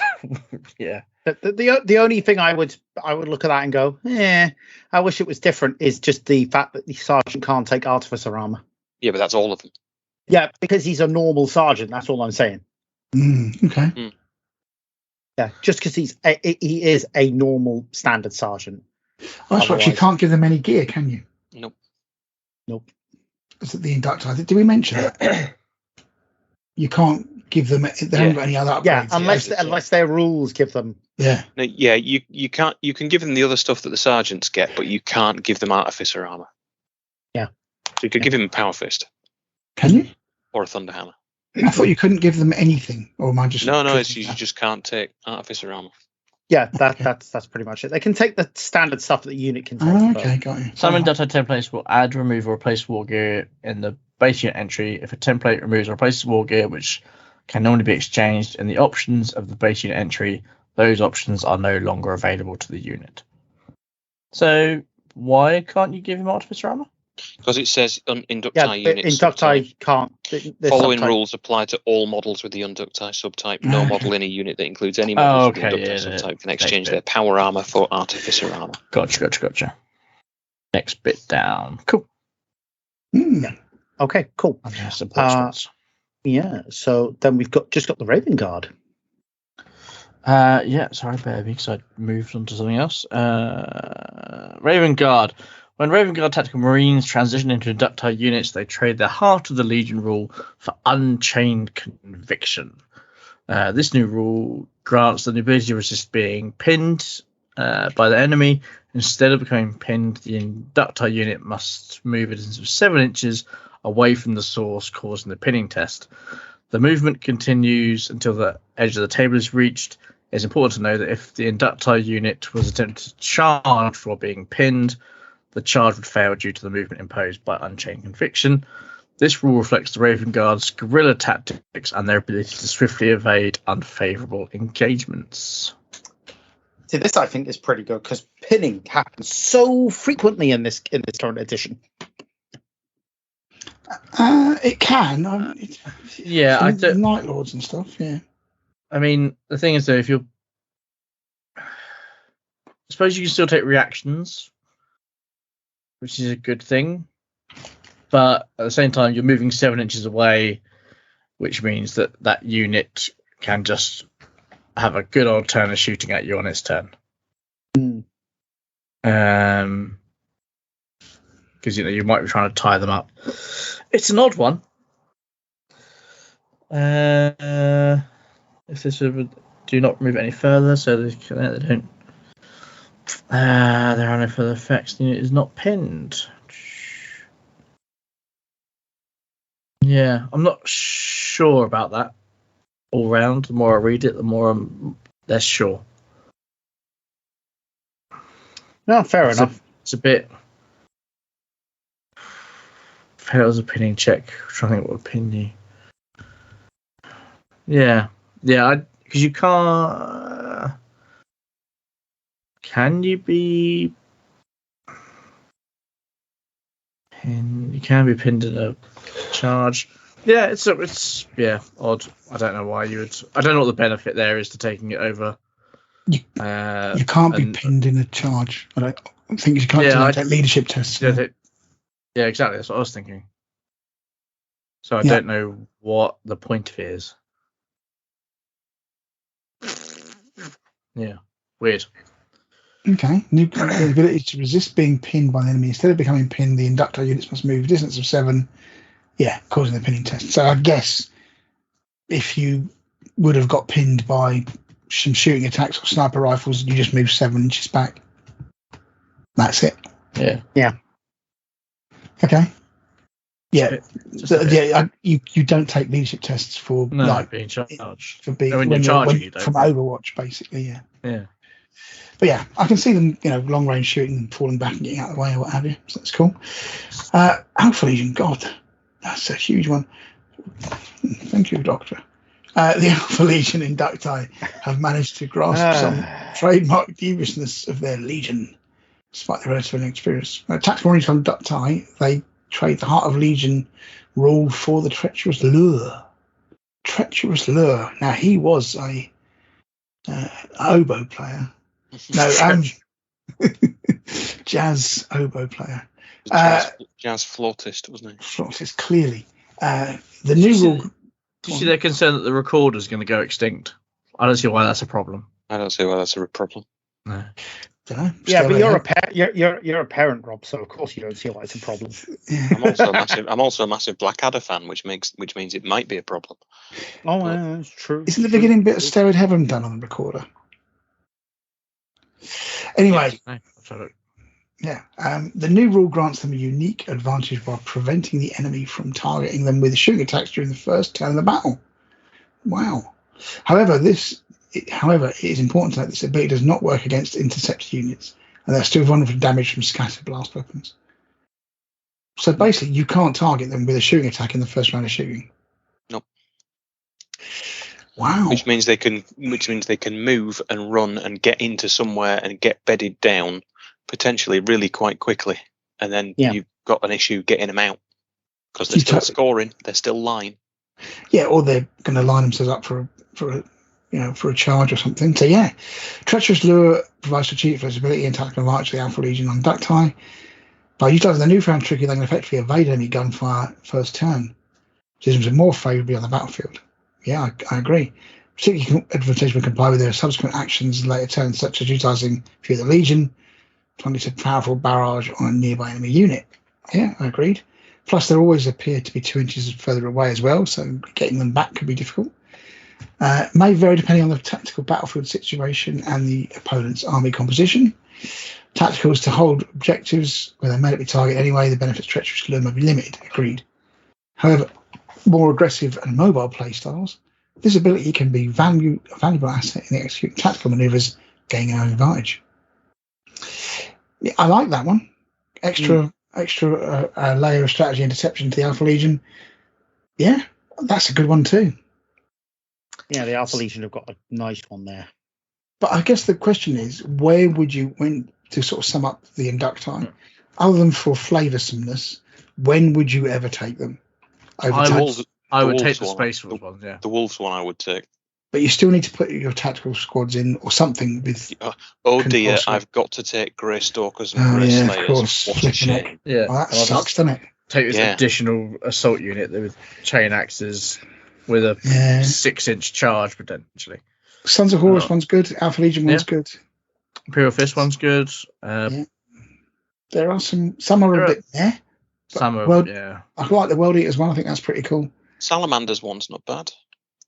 Overall, I've got to say, more positives than negatives for these, I would say. But again, I would probably struggle to use them in my armies, but I can see where they might be handy. The problem is you take tactical squads generally as attacks.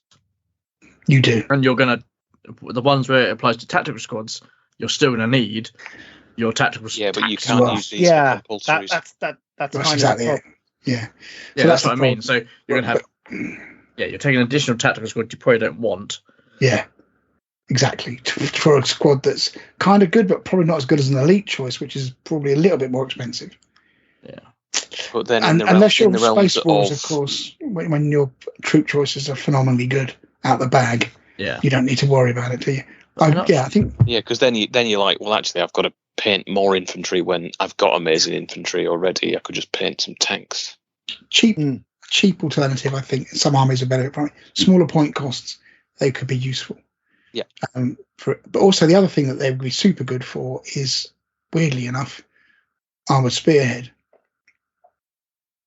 So armored spearhead, you have to have predators as compulsory troop choices, which are not scoring. And these guys are a cheap way to fill up your Proteus. Well, no, they're cheap way, but they're also better than tactical squads in some instances. If you see what I mean. So they're, rather than just taking a 2-squad troop tax of tactical squads, you can take a Inductii squad, which will give you the line, which is what you need to score, but they're actually slightly better than tactical squads. Yeah, if you were doing perfect, if you're doing a Wolves armored breakthrough. Yeah. Or if you're doing Imperial Fist one, bust out those assault cannons, the autocannons rather. Yeah. So these would be a good option there, I think. That's a point. So anything where you get compulsory troop choices that aren't lined, they might have a place as well. Okay, I think that's probably it for Inductii. I think we'll look at the Zone Mortalis next month. But and are we going to look at the floof of the book? There's fluff in the book. There's a lot of floof in the book. It's not really. It's not Graham's. My Graham's book thing. Yeah, I was going to say my book actually doesn't Graham's start. book's like 10 pages. Doesn't start until the first page of the rules section. I didn't realise there was anything else in the book. How about, because we haven't done books for a while, we'll incorporate this into a books section, and those of us with a narrative mindset that aren't otherwise inclined discuss the story that is laid out. Give me a chance to read it yet, then, because it turned out I was on holiday. I've got to do exactly the same thing, my friend. So don't you worry. Yeah. No worries there. Oh yeah, the book doesn't start on page 133 as I thought it did. No, funnily enough, there is. You just thought it had a really thick cover to protect those precious rules, didn't you? That's weird. I thought. Yeah. Maybe it carries on from the rule book. That's how they're doing the page numbering these days. Yeah, very strange. Okay, cool. Page 137 of the Heresy rule set. Yes. Okay. Excellent. All right. All good. Let's go on and roll. Let's call it a night. Day, wherever you're listening.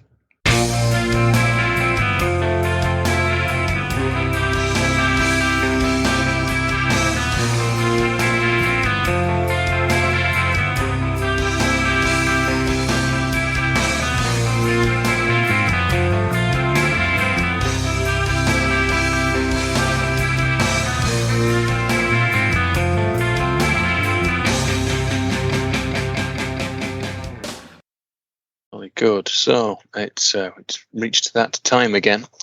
We're all about to turn into pumpkins. So it's the end of the show. So please leave us some reviews on iTunes. Follow us on Facebook, Twitter, Instagram, and YouTube. Let us know in the YouTube comments as well. Talk to us on that. Give the page a like for no other reason that other than to let us know that you actually like what we're doing. If you do want to get in touch with us, you can post on the Facebook wall. You can send us a message to that account, or you can email us at info@edgeofempire.co.uk. Always handy. If you like us enough to want to help out, then we've got an affiliate link with Audible. So you can get your Horus Heresy audiobooks with them with a month's free trial, and then it's $7.99 a month for an audiobook. All the Black Library books are on there, so give it a try. You can join the Patreon, where we put there's some of the sweary bits on, and other things. Put a couple of dollars in the tip jar. We're eternally grateful. It helps Michael buy tat at festivals, and you can buy us a coffee as well. It helps him hire that 18-wheeler to bring his modest haul of tat. Modest haul back from various whatever they're called, plushies and festivals various, and 20 million dice. Detritus. There was anything that's got Games Workshop on it, you has to buy. Yeah, it's got an Aquila on it. So that's right. Mr. B, I've got your back. From within 500 yards of the Russian embassy, I heard, because he tried taking the eagle off the front. You buy what you want. Don't you worry about Mr. I'm having to build my own grips onto tanks. Because I have to buy a special tool for it. You buy some books, ability, a couple of bottles, a board game, and an expansion. Exactly, Mr. B. You do you, Mr. B. That is more than the rest than we bought the three of us combined in 3 days at Warhammer Fest. I can't really. Okay, that's fine. Yeah, five tanks to build that I bought before building them. So I'm going to give the guy. Okay. Warhammer Fest. Yeah, I'll admit. I bought quite a bit of Warhammer Fest. Yeah, so you can help us out by going through the advert on the website to purchase your Wargaming Toys Element games. We've got Element crystal codes. So you get double crystals, we get normal crystals. The links are in the show notes, but Chris's is CHR211, Graham's is GRA2794, Michael's is MIC440, and mine is ROB676. We've also got an affiliate link with The Outpost in Sheffield as well, which is another spot on friendly local gaming store. So next episode, is we're going to be covering the Zone Mortalis section of the Siege of Chthoniya book, and to go along with that, we're going to have a look at a Zone Mortalis list challenge to go with it. We may have some snazzy graphics by then, we may not, all depends on what our in-house art department or outhouse art department, no, not outhouse art, that puts me in a bad light, out of house art department. Okay, Outsourced. let's change our let's change the person we're working with. Sorry, Jeff. Our out of house art department will have some snazzier graphics for you. So yeah, that's it. So I will bid you good night. Yep, good night. Will the rest of them. Hail yourselves. Night. Take care, everybody. Love and snuggles. Night. Peace out.